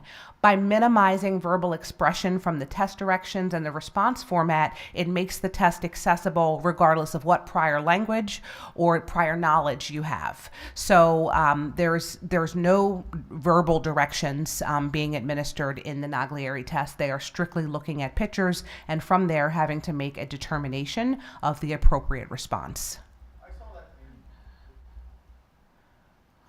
I saw that in some of the outline that you provided, and yeah, it sounds good. I just can't figure it out. Because then you are talking about instructions that don't exist. Mm-hmm. So I just don't understand how it works. That's all. I don't understand where the instructions are, because the instructions should be given. So, I mean, and I just, as I interpret this, I don't know if you've ever taken a test like this before. A non-verbal picture test? I don't believe I ever have. So I guess But you can give me the test on the first page, and I can't figure it out. So, but you would, in order to pick an answer, for example, the second picture up there, figure 2.5. I like things with handles, so I would pick something with a handle. Okay. I like big handles. I don't know that there's a right or wrong answer, though. That's the whole bottom line to me. But it has to be based on the answer that's given. It correlates to a way that an individual comprehends information. So to me, for example, that 2.5, if I look at the first one and the second one, I see a pattern start to emerge. So I would want to maybe choose number 1. For example, that would be my answer for that one, number 1. Do you see how that would be, or is that right? It is correct, and this is definitely a different way of approaching problems and a different way to evaluate thinking in comparison to some of the other universal screeners that are out there. And I think the philosophy behind the Nagley-Erie is really trying to level the playing field for all students. So when we think about some of those groups that are often underrepresented, if we remove language comprehension from the equation, will students have more of an opportunity to be able to demonstrate their potential and then essentially advance on in our process in terms of identification for gifted services. So one of the plans would be for Drs. Clune and myself to be fully trained in the Nagley-Erie as a potential next step if we're moving forward. I'm certainly not an expert in this, but as I've looked into the research behind it and the equity behind it, it sounds like a good fit for our population and may help to eliminate some of the disparities that we're seeing between our racial groups. So in other words, it's not measuring comprehension or knowledge per se, it's measuring how the individual child's mind works. But it still seems to me, I mean, I'm looking at that first one in the top left, and I can understand Mr. Keenan's approach of, you know, handles. I'm looking at the basket down in the bottom and think that one's the one that doesn't belong because it's got so many more holes in it than everything else. There's Well, how do you know it's the one that doesn't belong? I mean, what are the again, instructions? That's my assumption, but you're absolutely right. What there's Material, maybe? there's assumptions in here that need to be taken into account, and I think the test for- has a for- lot of for weaknesses. For the other two seem straightforward to me. That first one, though, I'd want to have a human administrator giving a question like that, so I could understand the thought process that went into making whatever the selection was. What would you choose, Wade? 6? Hmm? Would you choose 6? You said you would choose 6? I would probably choose 6 right now. When I was looking at it earlier, I think I might have chosen something else. I'd choose, well, how about, it has. So I right. Four is I the think it one would that be has fair to something say in it. Yeah. that we need to get Yeah. some more information about the administration and how the administration Yeah. administration No, actually I don't occurs. want to get bogged down on Yeah. this, but So that we're clear about what the students would actually. I So mean, might we, even go, though if we it may get be the on s- if we screen. get the same results, might we go back to COGAT? can we see the video?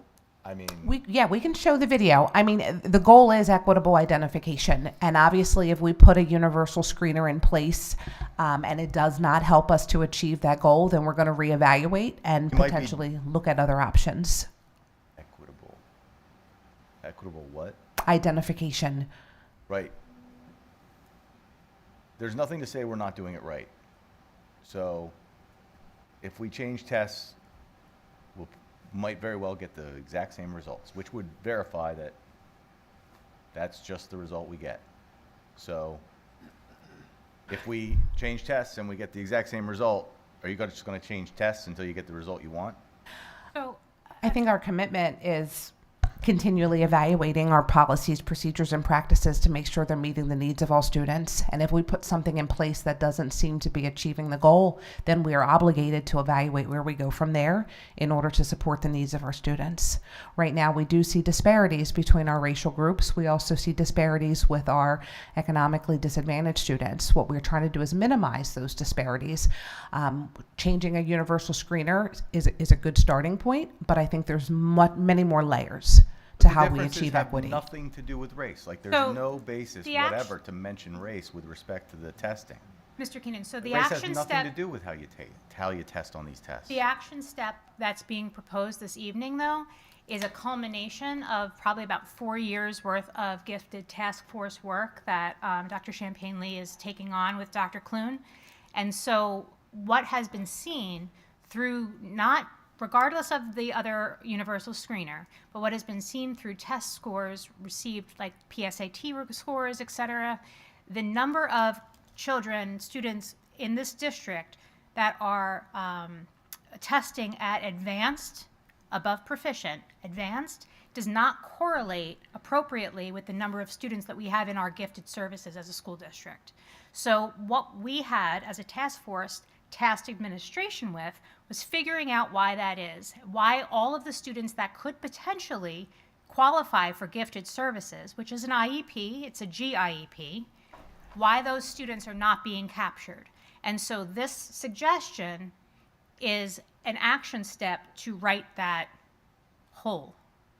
So some of the disparities that are seen And are as national one more data. thing, when it doesn't do anything, Well, then I Do we guess go you would have back to been right, COGAT? and then they would No, have no, been no. wrong. But there is no issue here to be right or wrong on. It's Okay. just students to be tested and put in the gifted program or not, And depending on their don't- parents and too. don't- Their parents are a Don't big part call of them this. anything other than just But, students. but you drawing a conclusion that somebody is not passing a test because of their color is just a fallacy. Color has nothing to do with it. Look at other things. Look at, how many parents they have at home. Are their parents together? Each individual student is a different person. What is their parents' education level? How many siblings do they have at home? What is their family making? There are many people of one race who will be doing a lot worse. And you're not even saying who's doing best. The only race that's winning is. It's not a. Well, then it's what not are a you winning. doing? So It's an identification. are you looking to though adjust down the number of Asian people that gain the gifted appellation or whatever you want to say that it is moniker? Okay. So we have an increased number of Asians who test gifted, and you want that lower.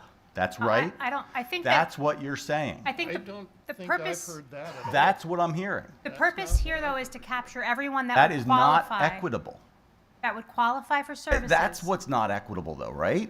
I mean, right? Let's just be straight about it because it's right in front of us.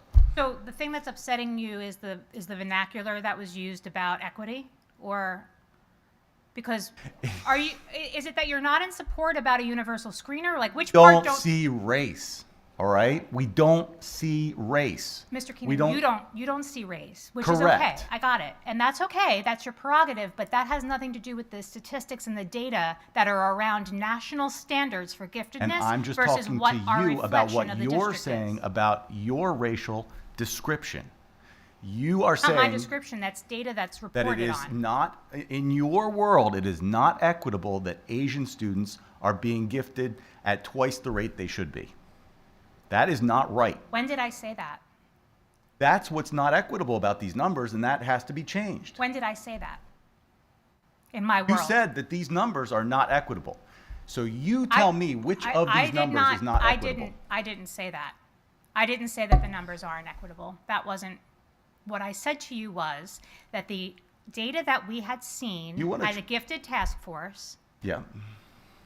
did not match the number of advanced students testing in advanced to the number of gifted students that we currently have enrolled in our school district. There was a disparity.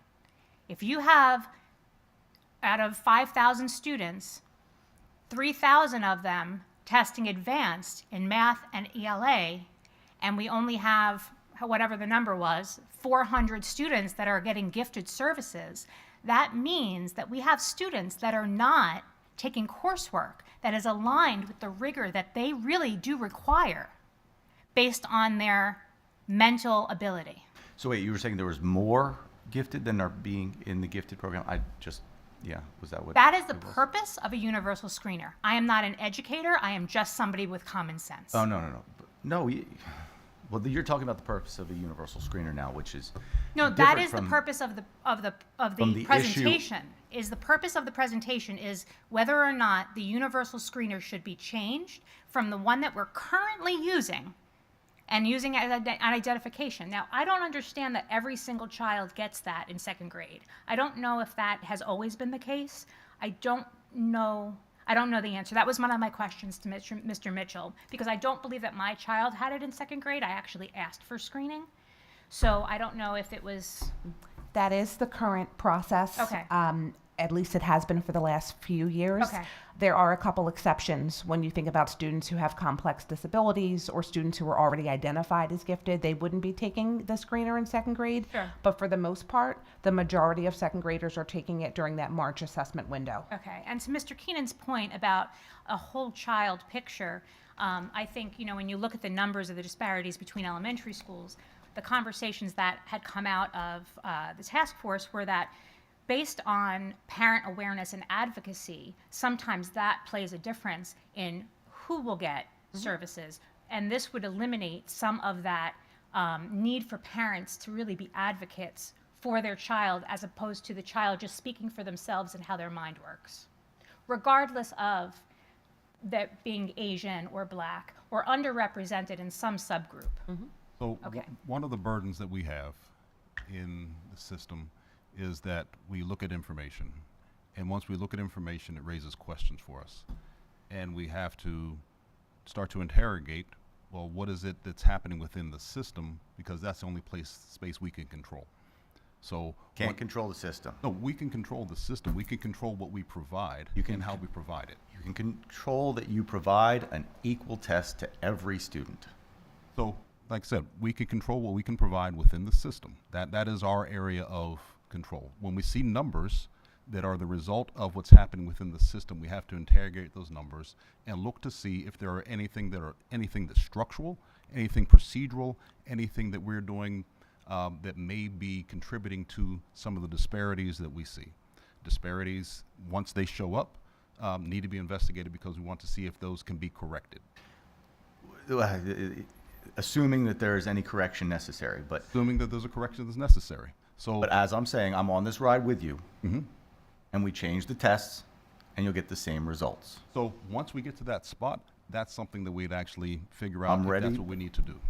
And I'm ready to have the opposite discussion as well. Right. So I can't make that prediction because we haven't tested that assumption yet. We haven't gone through the process of saying, if we change this test, will we get a different result?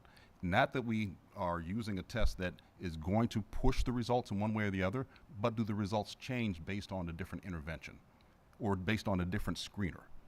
That's what the purpose is. Anytime we see something that's not that may be contributing to disparities within the system or underachievement or whatever the case may be, we'd want to investigate why that might be the case and what we can do about it. This is a move in that direction. So when we're looking at the data, we see that there is a disparity in those data, and so what is it that we can do within the system in order to see if there's something about what we're doing that is actually contributing to those disparities? That's what this is really about. So in this case, it is a screener. If we move from one screener to another, will that other screener allow us to see different results? And if not, then we can go to something else that might be a contributing factor, and we can say that it may not be the screener, it might be another factor that is causing those disparities. And what can we do within the system on the things that we can control in order to handle those disparities that we are still seeing? So it may not be the screener. And if we can eliminate the screener as the issue. And I'm saying that I think a lot of the factors are outside of school, things we cannot control. And if there are things outside that we can't control, then we might be able to come to that conclusion that we can't control that. But until we exhaust those things, our role is to exhaust all of those possibilities. That's what our role is, to exhaust all those possibilities of things that we have the ability to control. I can't control family composition. I can't control where someone comes. I can't control their income. I can't control any of those things. What I can control is the curriculum that we provide, the training that we provide, how we look at and monitor instruction, how we help teachers to work with students, how we help teachers to work within our structure. On a different point, on the same topic, and on the topic of the slides, we did learn that we aren't doing a great job with English as a second language learners. So, at Perkiomen Valley. And whether that's, again, the students that we're getting or their circumstance coming to our district and, I don't know, not being permanent, moving, whatever it is, our numbers haven't been great. So anyway, I look forward to seeing that in the upcoming year if we're doing better. And yeah, I had some suggestions. I mean, I'm trying to figure out, not that I can have any effect, but what we can do to teach English better, faster. Because I can certainly understand, that this test, and hopefully it does have an effect somewhat to identify intelligent people that aren't as good at English. I can absolutely understand that. But, well, anyway, most of the kids have, grown up here and know English pretty well. Anyway, I appreciate you pushing us just in our challenging you two to look perspectives. at the numbers and, that word equity can be pushed a couple different ways, as I said, because you know, the number of Caucasian students is dead on. The number of, you know, minorities, which are lower percentages with greater margins for error, maybe are off. But- So the but one thing I don't want to get lost here. disparities might not even be as big in an equitable world as, you know, you want to, as we should be might not even be as big as they look at first glance. It may not be. And the case may be that we expand the number of students, and so the percentages change because there's an expansion of the number of students. Now, a lot of parents, I don't know if you know this, but decide to stay away from the gifted program. That's a whole nother set of issues that we probably need to address. But like I said, if we expand the number of students, that may also shift the number. So we don't know what the impact and effect will be. It would never be to take away services or disidentify or underrepresent another group of students. It would be, are we reaching all those students who we need to reach? Or are there barriers in what we're currently providing that aren't allowing some students to get into this service who, you know, if we broaden how we're looking at it, may be able to get into this space? And I just wanted to be the voice that discussed the issue that I am very loath to talk about race being a factor. I don't believe it is. If there are other issues at play, we should look at those issues as being relevant and significant. Anyway, Point taken. thank you for listening. Thank you. Forgive me for interrupting. It's not an interruption. This is your meeting. So looking at some of the studies that have been done regarding the Naglieri test, there was one critical question that the research aimed to answer. Will students from different demographic groups, race, ethnicity, gender, parental education level score differently on this test? And the research has summarized there that there were minimal differences in student scores across those categories on all three tests. Students performed similarly regardless of some of those factors. So these results suggest that minimizing the impact of prior knowledge in language and test instructions, the content and response, can lead to a more equitable assessment of diverse populations for gifted programming. I was able to connect with a couple of leaders from districts who have recently transitioned to the Naglieri or have transitioned over the last several years. One district that I spoke with, they reported being satisfied with the tool overall. They've indicated that they've actually seen a slight decrease in overall identification since adopting it. They do pay careful attention to those underrepresented groups to ensure that all students demonstrating potential are afforded that opportunity to advance in their process. A second district that I spoke to referenced, that's okay, they just finished 3 years of implementation. They're currently reviewing their data to determine the impact on identification. Wasn't prepared to share out just yet, but they've had it in place now for 3 years. And then a third district that I spoke to reported that the implementation of Naglieri helped to level the playing field, citing there were no longer any significant disparities in identification between their high and low SES schools. This is a cost comparison. This was the COGAT quote on the left as of last school year. For the Naglieri, which is the proposed screening, this would be the cost breakdown. So you'll see about $4,000 for all of our second grade students to engage in all three subtests, and then an additional $300 for additional 25 tests at various grade levels that our MTSS facilitators would be able to utilize based on building level recommendations for students who are demonstrating strong performance and showing a potential for gifted programming.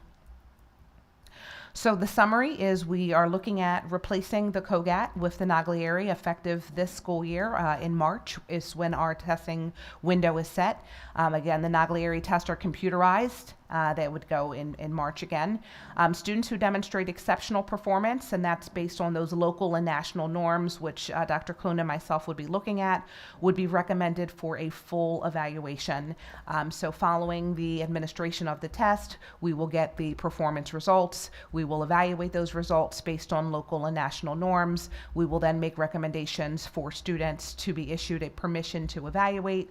Once those permission to evaluate are received, the school psychologists would begin their process of assessing students based on the standard timeline.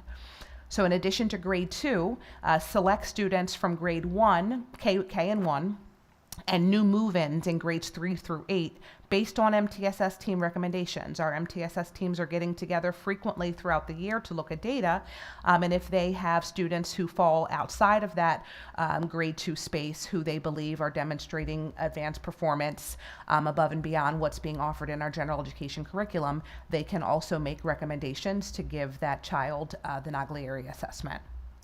Myself and Dr. Clune, we would be the lead district level administrators. And again, we would be reviewing the data after the March testing window and then make those recommendations for further testing. So that is part 1 in a nutshell. Part 2 is in the early stages, but we're looking at our K-8 gifted referral and identification process as a whole. And obviously, the universal screener is a component of it, but when we look at the larger process, our current process is layered, it's complex, and it is resource intensive. And based on the current process that we have in place, it may be limiting access and opportunity for some of our highest performing students. So we are taking a closer look at it. So what is in progress right now? We are looking at making some changes, and I can't specifically identify what those changes may be other than the universal screener, looking at replacing that, but looking at our process as a whole and all components to it and making some changes that would be implemented at the start of next school year. The specific recommended changes would be communicated later, and this is following a series of conversations and meetings with our school psychologists, our counselors, our MTSS coordinators, and our administrators. We are also consulting with 2 educational consultants from the IU, who are experts in the field of gifted education. So in addition to our internal staff, we are consulting with 2 educational consultants from the IU. So when we think about, yes. No, I'll sum up and then I'll ask. Yeah, this is actually, I believe, the last slide. When we think about both processes, the universal screener, as well as looking more critically at our K-8 gifted referral and identification process, potential benefits, again, equitable identification, satisfying our child find obligation, providing underserved students with an opportunity for specialized programming, streamlining our current referral process, eliminating many of the school counselor responsibilities that are currently associated with our gifted referral process, and then empowering our MTSS teams to carefully evaluate data and provide student recommendations. Potential needs, there could be an increase in gifted referrals. We could see an increase in student testing time with school psychologists if we're looking to streamline the process. A potential need to contract with additional school psychologists to support those legally mandated testing timelines. Potential need in the future if we see that increase in gifted students. Potential need to increase gifted staff in the future. And also a potential need to restructure, reconfigure how gifted services are delivered. You know, if we're looking at students who may be presenting a little bit differently than the students we are identifying now, we want to make sure that the services that we're delivering through our gifted programming are effectively meeting their needs. So that is the last slide. I will take your questions. Okay. One thing that, I don't know if I say it bothers me, but it just thinking about is that you're going to be testing everybody in 2nd grade. And then outside of 2nd grade, you're just going to be testing new movers in to the district. So it seems like you're tracking kids in 2nd grade, and once you're tracked in, you're in. Once you're tracked out, then you don't have another chance to get in. And I wonder if that's a real equitable. So not exactly the way that you described it. So obviously we have that child find obligation to provide a universal screener to all students, but outside of the universal screeners, there are other pathways for a student to demonstrate or to access gifted programming. We know the one route is a parent could make a request, but above and beyond that, if a student is in another grade level outside of the 2nd grade space, MTSS teams, so those are teams within each building that are evaluating data on a consistent basis. They have evidence from our curricular aligned and standardized assessments that a child potentially needs specialized programming above and beyond what's offered in our general education curriculum. They are empowered to make gifted referrals. Dr. Clune and I would be the lead district administrators supporting, reviewing those requests, consulting with teams to ensure that ultimately no student who is demonstrating advanced potential is missed. So I hope that clarifies. It does to an extent, yeah.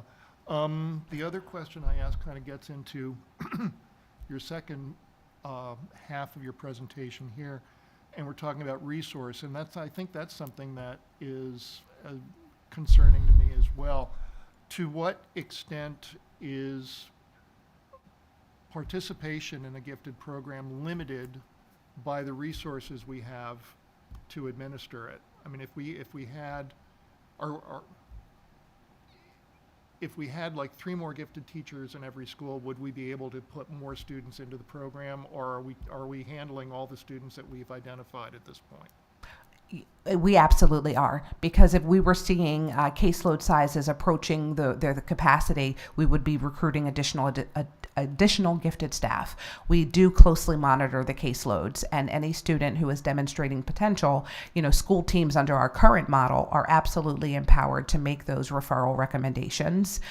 So as it relates to resources, we are within our current system operating within our child fine obligations to ensure that students who are demonstrating potential are looked at. Okay, so if we identify more students that would benefit from the gifted program, we would be able to handle those students, and we get to a point where we need more resource, we can identify that, and we would reach out for more resource. Absolutely, which is why I wanted to be transparent about a potential need for additional staffing in the future if we see an increase in numbers.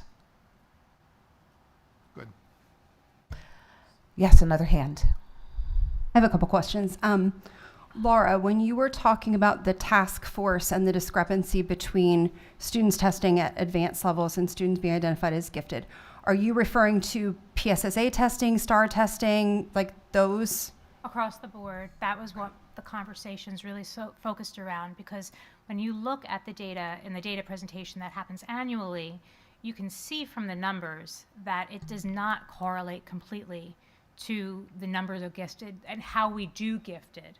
I think traditionally has been something that's been sort of, yes, it's here, yes, we meet that, the requirement because of the providing of the service, but at the end of the day, and this is not a finger point in any way, shape, or form, I just don't know how proactive the MTSS and other classroom teachers really have been traditionally in actually approaching families and seeking students out for differentiated learning with the same fidelity that they do, for example, for interventions. An IEP, and this is the conversation that I always have, an IEP is an IEP, whether it's an intervention or if it's a gifted intervention. And so a lot of that has to do with, it's not just the who, but also the what. And the idea that when you look at numbers and there's so clearly discrepancies among different groups, it's not, I don't think that anything would ever have been done in a way to discriminate or create a lack of equity. But at the same time, when you're trying to teach to the middle because you have a classroom of students, it's very hard to really focus attention equitably between your highest learners, your lowest learners, and then your middle learners. And because we have a full inclusion model here at PV, I think that they're very often the quiet ones, the ones that slip through the cracks, are the ones that really are capable of a much more rigorous education. And I think that in order to set them up to do that, we really need to build a robust gifted curriculum in the same fashion that we do all of our interventions. That's my personal philosophy about gifted. So I sent Mr. Mitchell, we're just gonna have to get you that moniker, a whole slew of top of mind questions, because I really have felt so invested in the conversations that we've had. And this really is kind of a payoff to the couple of years running. Dr. Clune, you certainly were here for all of it, and especially as a principal leading charge. Unfortunately, there's only so many eyes on things. So caseloads is one way to manage it, but again, I don't know that anybody's really soliciting new participants. The other thing, Dr. Weston, that you point out, both of those issues that you pointed out were things that I brought up in my email to Mr. Mitchell earlier today. One of the things that I have found most concerning is the difference of educational experience in the gifted programming building to building. It is not identical and it's not the same. And so to me, that is an issue. And so, again, it's not just the who, it's the what and the how. And I just feel as though in order to set our future leaders up in the best way, it shouldn't matter if you're in Schwanksville or Skipback or Evergreen or South. Everybody should get the same gifted intervention. And they should also get additional rigorous interventions as they do in elementary school, for example, ELA pullout. There's different math pullout, and then obviously at high school level, they're taking different courses based on their ability. But, to the idea behind what our gifted program is, to Mr. Keenan's point about some parents opting out of it, I think that some of the bad taste in conversations that I've had with some parents is just that it lacked purpose or real direction in terms of what it shouldn't be more. Gifted learning shouldn't be more, it should be different. Do we have any numbers on that? Like how many students have been identified as gifted but parents have opted out of the gifted programming? The district has numbers on that. Those are numbers that we could absolutely pull. Okay. I just wanted to, because Laura, you bring up some good points as you think about the curriculum and the instruction and continuity between buildings in terms of what the services are looking like. And that's absolutely a component of the larger process when we look at our system as a whole. We also want to think about how do we establish for this year reasonable, obtainable goals. So there's 2 goals for gifted for this particular school year, and they're a little bit differently, but they're a little different, but they're related. So obviously that first goal is looking at our K-8 identification and referral process and making some recommendations for change. So that's goal number 1, to ensure equitable outcomes. Goal number 2 is looking specifically at gifted programming at the middle level. If you remember from that task force work, which predates me, a lot of that task force work focused on the quality and the comprehensiveness of programming at the middle level. So there has been a gifted middle level working group that has been assembled. We will be meeting for the first time next week, but our goal is to revisit the action plan that was developed a couple years ago by the task force and take a closer look at it. What were the action items that were identified at that time? What do we believe we need to focus on now based on our current data, based on the perspectives of what's working, what's not working? And then by the end of this school year, the goal is for that working group to propose recommendations to improve the overall quality of the middle level experience with a focus on fostering growth for all students and providing those differentiated enrichment opportunities. So as a starting point for this year, those are the 2 goals, but what you're talking about is an absolutely important component of the process as we start to think about curriculum, instruction, and continuity of planning. So those are the 2 goals that we're using as a starting point for this school year. Wonderful, yeah. I mean, again, I had the whole slew, and I realize it's really a big nugget, and you kind of have to just take one bite at a time. So we have to take one step forward, and I think the universal screener is a big part of that. To Dr. Weston's point about, okay, what happens after 2nd grade? I think that maybe there might be some value to another benchmark universal screener at some point. And I don't know if we can do that with the other tests that are already in process. I'm not really super test driven. Right. I don't really believe in that personally, but I do feel as though there has to be a way to identify what students need. And so, especially at the middle level, because of the fact that math, for example, is tracked, but ELA is not, right. I feel that there is really, it's a vacuum when you have higher level learners in classes that are really they're just not challenged at all for 3 years in middle school, and then they get to high school, they're really not set up in a really proactive way to be successful. Right. So that reevaluation was one of the things weighed. And then the other thing that I had asked about was whether or not this universal screener would alter what the 90 minutes currently is. I don't know if that's been evaluated at all. I didn't know in terms of the caseloads if now you and Dr. Clune would be the ones that are overseeing the overall caseload management, or if that would fall someplace else. What other thing staff allocations I had? Currently, I do oversee the caseloads, and one of the things as it relates to identification outside of the second grade universal screener is helping our MTSS teams to, understand the importance of when we think about MTSS, a lot of times we think about the kids who are in need of academic intervention because they're performing below grade level, but MTSS encompasses gifted instruction, students who need above and beyond what's being offered in general education. So we've actually had a couple cases that I've been involved in at the middle school where we're moving students forward to take a closer look at them for gifted. They weren't here when the COGAT was administered, but we have clear evidence that they may be in need of specialized programming.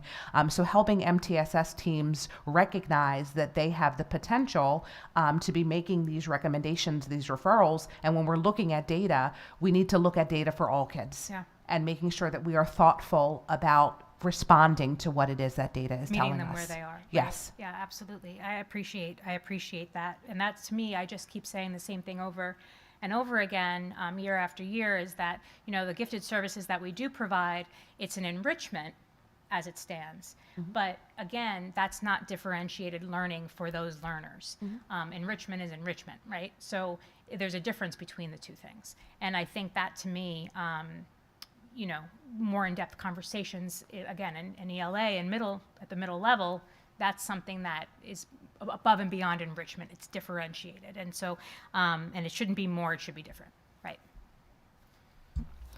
Any other questions from the room? Thank you. Thank you, Dr. Champagne-Lee. Okay, so the next item is really just informational. This is a reporting out that we do annually, just letting the board know what this investment is looks like in the K-8 academic program, as we are providing funding for each grade level to take one field trip that is paid for by the district as per policy 121. So here is the list of sponsored field trips for this year. Most of them are similar to things that have happened in the past.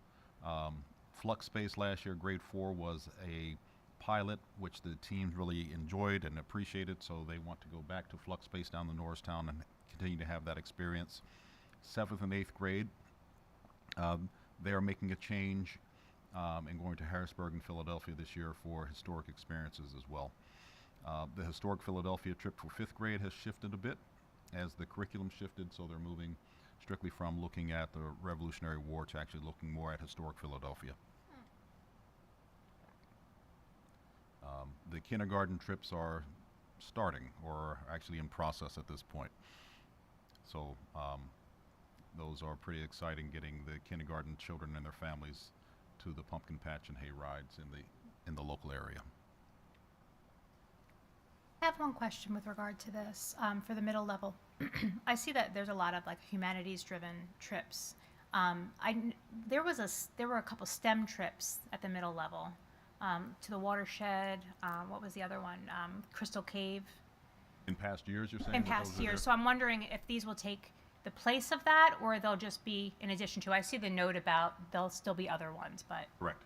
So, I mean, there are smaller trips that people take, or other curriculum-based trips that other teams take? I think it's science classes. I know that there was a science. Yeah, there's an overnight that goes out to That's a the special environmental one. center. That's a special one. But the watershed and the Crystal Cave, I think, are the whole grade, right? I don't. Yeah, I don't think that was Oh, middle. is that fifth? Oh, we missed Crystal Cave because of the pandemic. So, was it 5th grade? Oh, okay. I And just was Challenger curious. Center is all STEM. That's I mean, STEM. they're- No, that one I see. I just back to back 7 and 8. I just was curious about that. Okay. Moving on. You helping me out here? All right. This is our follow-up to the class-wise discussion from last month. One of the things that was requested was that we find out what students are actually thinking about this product and its use in their classrooms. So Mr. Ganesh actually and his team, they put together a survey so that we could find out directly from the students what their thinking is around the use of ClassWise. We still see this as an important tool that we'd like to adopt. Teachers are very excited about it, and we'll hear from what the students have to say and continue our discussion from there. All right, thank you. Again, this is not just ClassWise, right? ClassWise is part of a suite of 3 products. ClassWise is just a classroom management software. In addition to that, there's a filter that's a Chromebook content filter, and also we have the monitor, which monitors all the students' digital activity for for violence, self-harm, bullying, and those kind of things, and sends real-time alerts. So as recommended, we sent out a survey to the students, and we got 107 responses. And here's a key takeaway from their responses. So in terms of ease of use, most of the students felt like the tool was easy to use, and they understand clearly when and why it's being used. In terms of impact, the students who are prone to distraction felt like this tool really helped them to stay focused, whereas the self-motivated students felt like it was a little bit unnecessary. Some of our students did express concerns about privacy, as you can see there. So Mr. Mitchell, next one.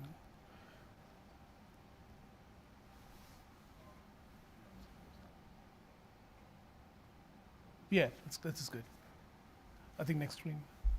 Next one. Next one. Beautiful. So many of the students did notice that there are fewer distractions because it allows the teachers to redirect students when necessary. So that's something that they were able to notice. And also they appreciated the ability for the teachers to kind of make the classroom management task a little bit easier, like sending notifications or have a direct chat with the students when a help is needed. So those were some of the key takeaways from the student survey. We've been piloting this software for more than 6 months now, and we did receive feedback from our teachers too, which was very positive. And they would like to move forward with this product to kind of keep our students more focused and engaged. So we want to see what the committee, I'm not sure the committee has any more further questions. And we want to see how the committee feels about moving forward with this product. So as was shared previously, this is an important tool as we continue to move forward with using technology. We're not moving backwards in using technology. We'll use more and more of it. And we need to ensure that we're creating those safe spaces in the classrooms that we can help students to focus and actually be able to make the content easier to access across the board. So we know that make sure my mic is on. In deploying this looks differently at the different grade levels. At the elementary levels, especially younger grades, that ability for teachers to push out content, to help students access content. As students get a little bit older and they're asked to do more in an autonomous fashion to help keep them focused. And also just to troubleshoot when troubleshooting needs to actually occur. And ultimately, as students are moving into other spaces, this is just part of the environment that they will be moving into. That there are always going to be those things which they have to have accountability for, and so we're trying to teach them good citizenship and good digital citizenship and how to self-monitor and to self-regulate within these environments. As a former teacher who taught back in the days of having a book on the desk, that this is no different than the student being redirected when they had one book when they should have had another. And we want to keep them on task, and instead of me having to actually go around and say, would you put that away, I can just quietly send them a message asking them to get back on task. We know that this is a significant investment that we're asking the board to consider, and so we don't take this lightly, but we do think that this is the right product at the right time.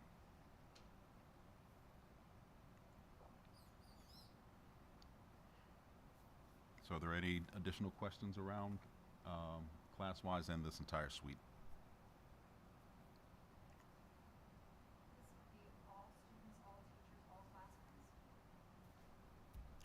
Yes, that is a plan. So I am not in any way against the tool. I think that it is, in an ideal application, it does all of the things that you've said. The reason that I was looking for student feedback, and I don't know how many teachers that was directed from. Like, in other words, was that over? Yeah, 20 plus teachers. All the we send the email to all the pilot teachers to, number one, explain to the students what the product is first, so they know what they are answering to, and offer the survey. Right. So I guess, and that's the whole thing. It's, there's a human element to how it will be applied to the classroom, and I mean, everybody's classroom management technique is a little different. So I think in general, as a tool, I think I'm on board with it. My concern is that some teachers will use it in a really positive and reinforcing way, and that others maybe would be more lean towards like a punitive type of, so my concern is about consistency of application and use. And that's a valid concern. With any tool, anytime we're rolling out something new, especially something like this, there always is that potential, and that's where the type of rollout is really important. That's where the team level discussions and administrative discussions are important. That's where getting constant feedback is also important in a system like this. That this is something where we do need to check in, not just with the instructors, but with the students as well, around how this is being implemented.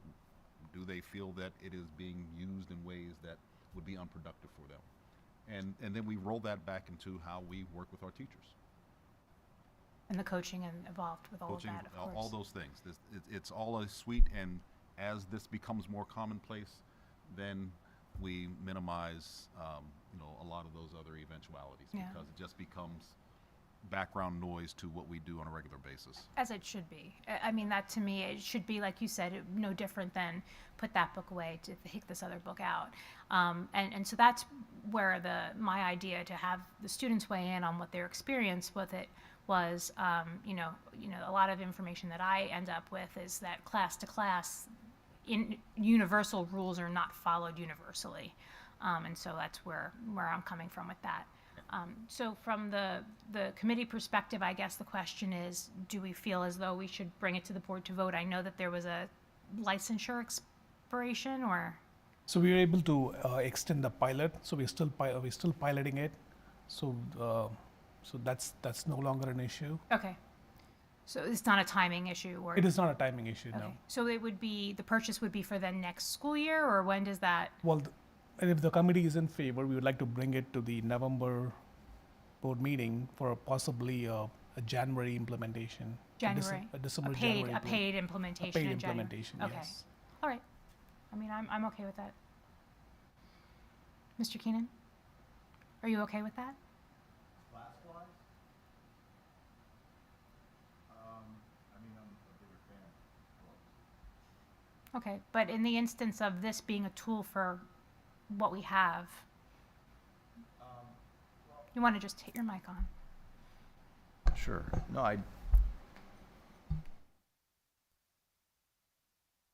I'm not so familiar exactly with how it's implemented in the classroom. I mean, I get the students' responses, and that it's something like a Google Classroom, I'm guessing, mostly. Is that a good understanding? I think it's like a dashboard view of everybody. So a teacher has a master computer, or the leader computer, and all of the different screens for all of the different students in the classroom at that time are able to be seen, almost like a Zoom screen. But instead of faces, it's little computers. Right. No, I think that's, yes, valuable. Just as important. I think we have to take away the cell phones. Well, that's happened already. and- So and there it- are no more cell phones at desks in the classrooms at the high school or at the The middle high school. school, right? Correct. Not in every school, At the high school and the middle school. and the middle school. I don't think elementary kids have their cell phones out during the day, but Right. And are all those collected at the door? so that was where I was talking about the implementation and the classroom management piece of it. I think in terms of creating good citizens and creating autonomy and independence, I think that expectations should be set. But I So- get reports from regularly, because I'm in a lot of classrooms, as you all know.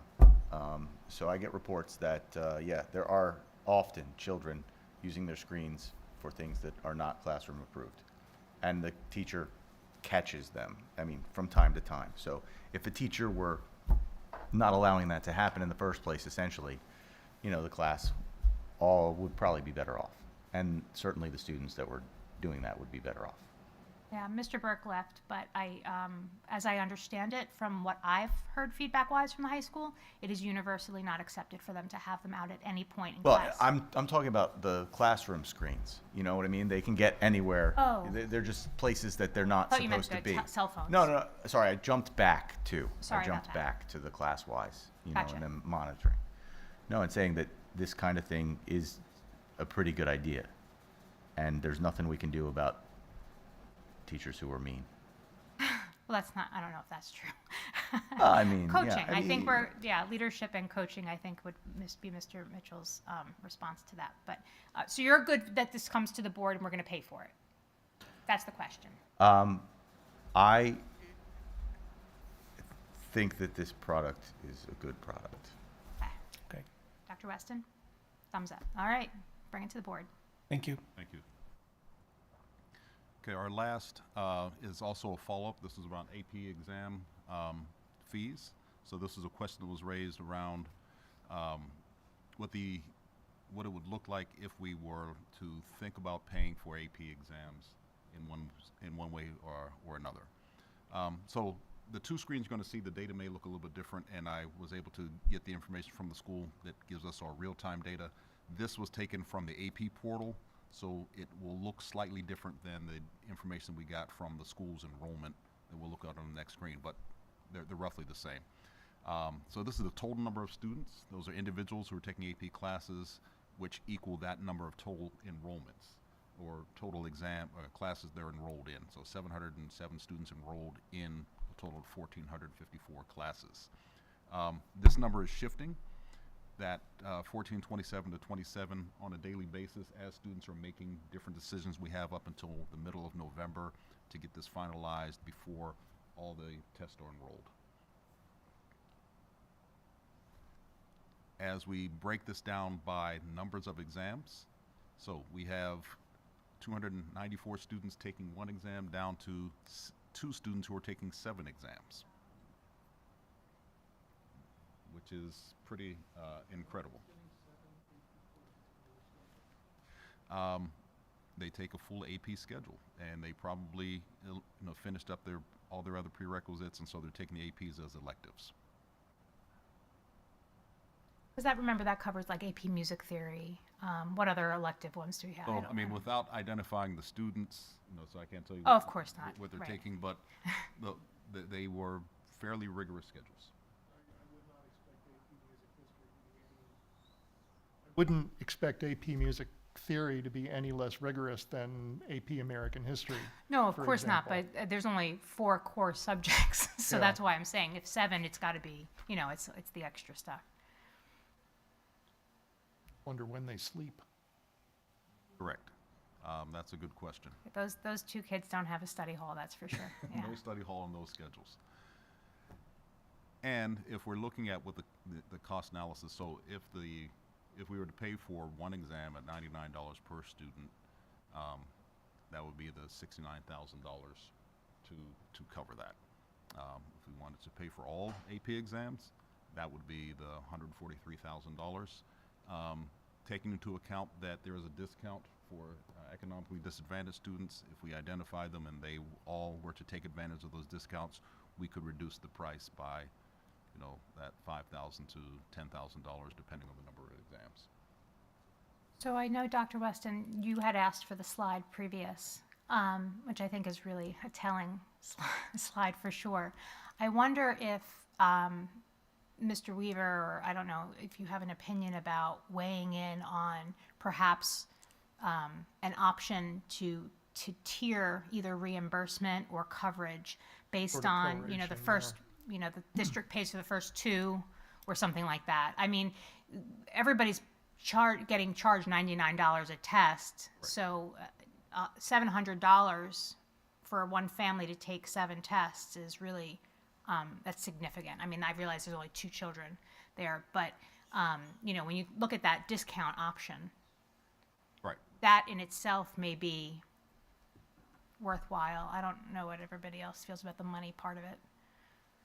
I tend to agree about that. We try to tier it, get it to as many of the students that are taking those classes as possible. You're right, it's not $700 for those 2 students, but I think that we need to look at where the bulk of the students are and try to help them proportionally.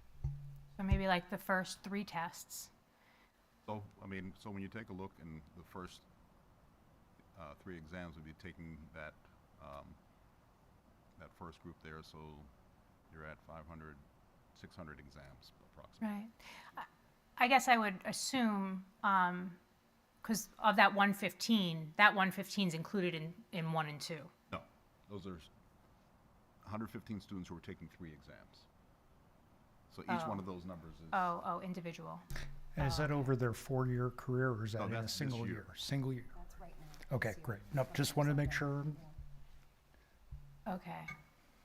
So, and you do have that consideration.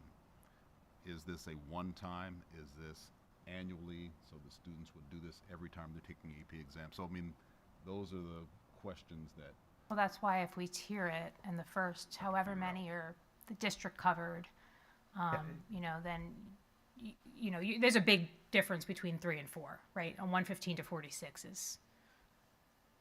And the purpose of covering exams, you look at all the different reasons people want to cover exams. One is barriers, that it is an economic barrier.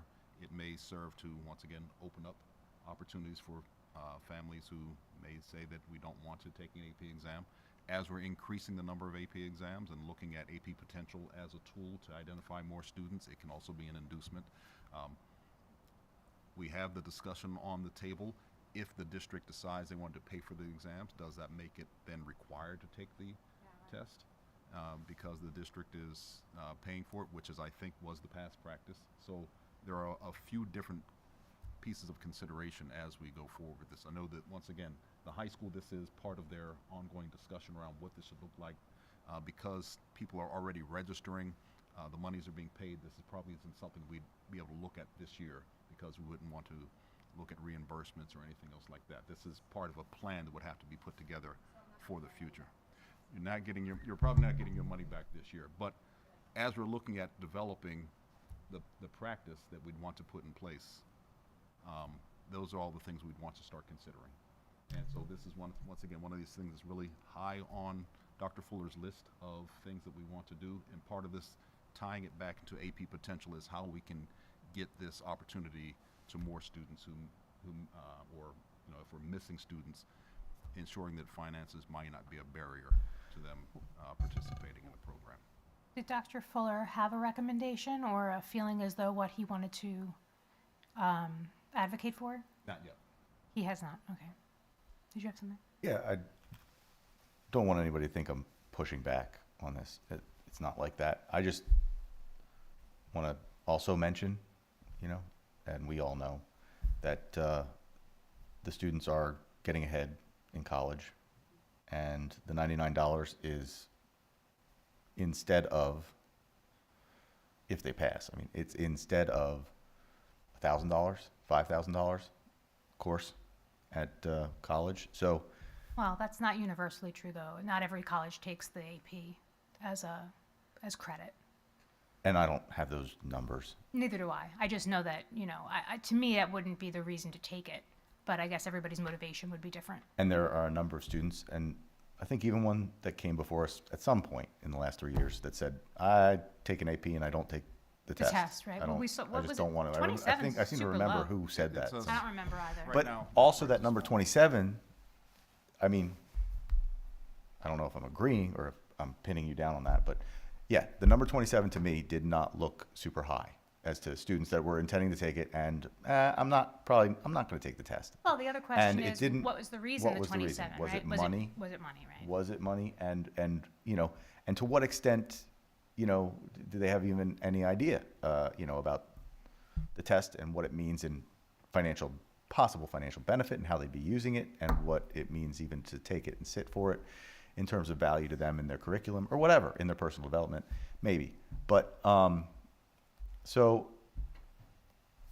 I'd be personally more in favor of seeing something like offering to people who might need financial aid for one test if they ask for it, something like that. It's basically free if you ask. If you need it, if you feel you need it, maybe we'll get more people enrolling. Maybe we'll get people that weren't interested. Something to encourage them and see some numbers increase. Maybe it's 1, maybe it's 2, maybe it's 3, but not something that will pay for 3 exams, because that is a lot of students. That's a lot of money to me, too.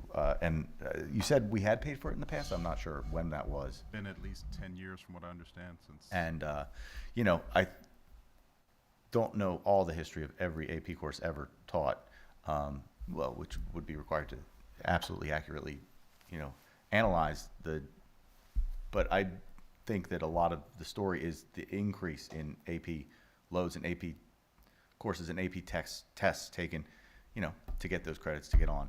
And it probably is a bigger burden for lots of schools. And it could even, not that it's a bad burden, you want your students excelling. But it seems also, back to that number 27, it seems like the students are taking it, they're paying for their courses, hopefully they're getting the return that they want, and it's for a good reason that they're paying that $99. There's a payoff, right? And is there a cost associated with the dual enrollment to families? Yes. There is, okay. So it's the same sort of difference? Same sort of, dual enrollment tends to be a little bit different because dual enrollment is a little more of a guarantee. I guess that's A where I transferable keep credit coming back to, versus right? having to achieve a particular score. Right. So you can go through the exact same content, get A, B, C in a dual enrollment course. Get the credits. Versus Right. taking the AP exam, getting a 3 or getting a 4, and still that 4 may not be accepted depending on the school you're applying to. So, this is all part of family education as well, that we need to make sure that we are excelling in. That when we're looking at all the different options and pathways, how we're weighing dual enrollment, how we're weighing AP into all the decisions that families are making is really important to do. That sometimes these things take on a life of their own. There's a mythology around it that we have to make sure matches the real empirical reality, that if we're looking at an AP exam and we can identify the schools that are going to take that exam, we can identify the scores that are going to be necessary, so you are an informed consumer going into the process and you're not going in blind. Just a few thoughts on this, because it's always been a concern of mine. First part is AP exams right now for students that are truly in need. There is some supports for them if they ask for them. I believe it's typical with the rest of the financial programs that it kind of bases around the school lunch, correct? Yes, there's a reduction that's already built in. Yeah. So, and that's good. For a family such as my own, and I'm sure there's lots of families out there that are in similar situations, may not qualify on that thing, but have other difficulties that are in there. Part of the reason that I like the idea of subsidizing, say, 2 or 3 of these is it sort of removes some of the stigma from getting support, because if we do this universally across the district, all of us have the same exact methodology of paying for this. A student doesn't have to feel that they're begging for help or outing themselves or however it is. And if students have this in the back of the mind, even when they're signing up for the courses, this is not a burden that I would want a student to have to carry. And as much as this district is able to provide that kind of a service, I think we should look at that in a positive manner. Looking at the numbers, as far as the numbers of tests that are taken by a student in a year, and also realizing that I'm not so sure that paying 100% for all AP tests, although that would be great in a perfect world, the public still has to supply the dollars that are going to back that up. So I don't see that, which would be at one end of the spectrum of how we can go it, or the other end of the spectrum is what we're currently at, where the students bear all the burden on that. Somewhere in between, I think, might be the solution that we need to look for. Offhand, looking at the numbers, the great majority are taking 3 or less AP exams. So just to throw this out there, and I would like to maybe see or work the numbers on this, perhaps we do the first 2, 100%, and then subsequent ones at perhaps 50, so that there's still a contribution towards it. And if there's a student that is truly in need and that can't meet that, I mean, it's essentially $50 at that point, possibly a little less if we remove the $10 fee that the district has. I think that sets us up in a place where it's equitable for all the students there, and they can then take the classes that they should be taking, the classes that we as a district would want them to take, because the district benefits by having our students take and pass the AP exams. And I think that's something that we should encourage. Yeah, and I think I think what Mr. Liggett just mentioned about the benefit to the school and something that the schools want our students to do kind of speaks to some of the history around the experience with paying for the AP exams.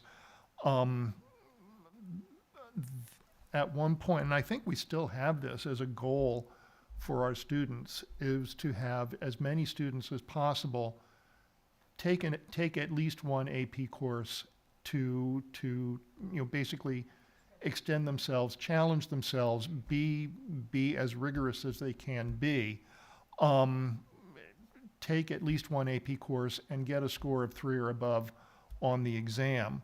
And I think because I remember when my son was in high school, he graduated in 2012. I think my student history probably goes back further than most people here.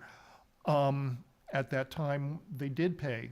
I don't remember if they paid for all the AP exams, but they did pay for at least one. The philosophy or the reasoning being is that if we want this to be a goal for our students, we want to support that goal for our students. So it's like, if the finances are a barrier for anybody, we're going to take that barrier away.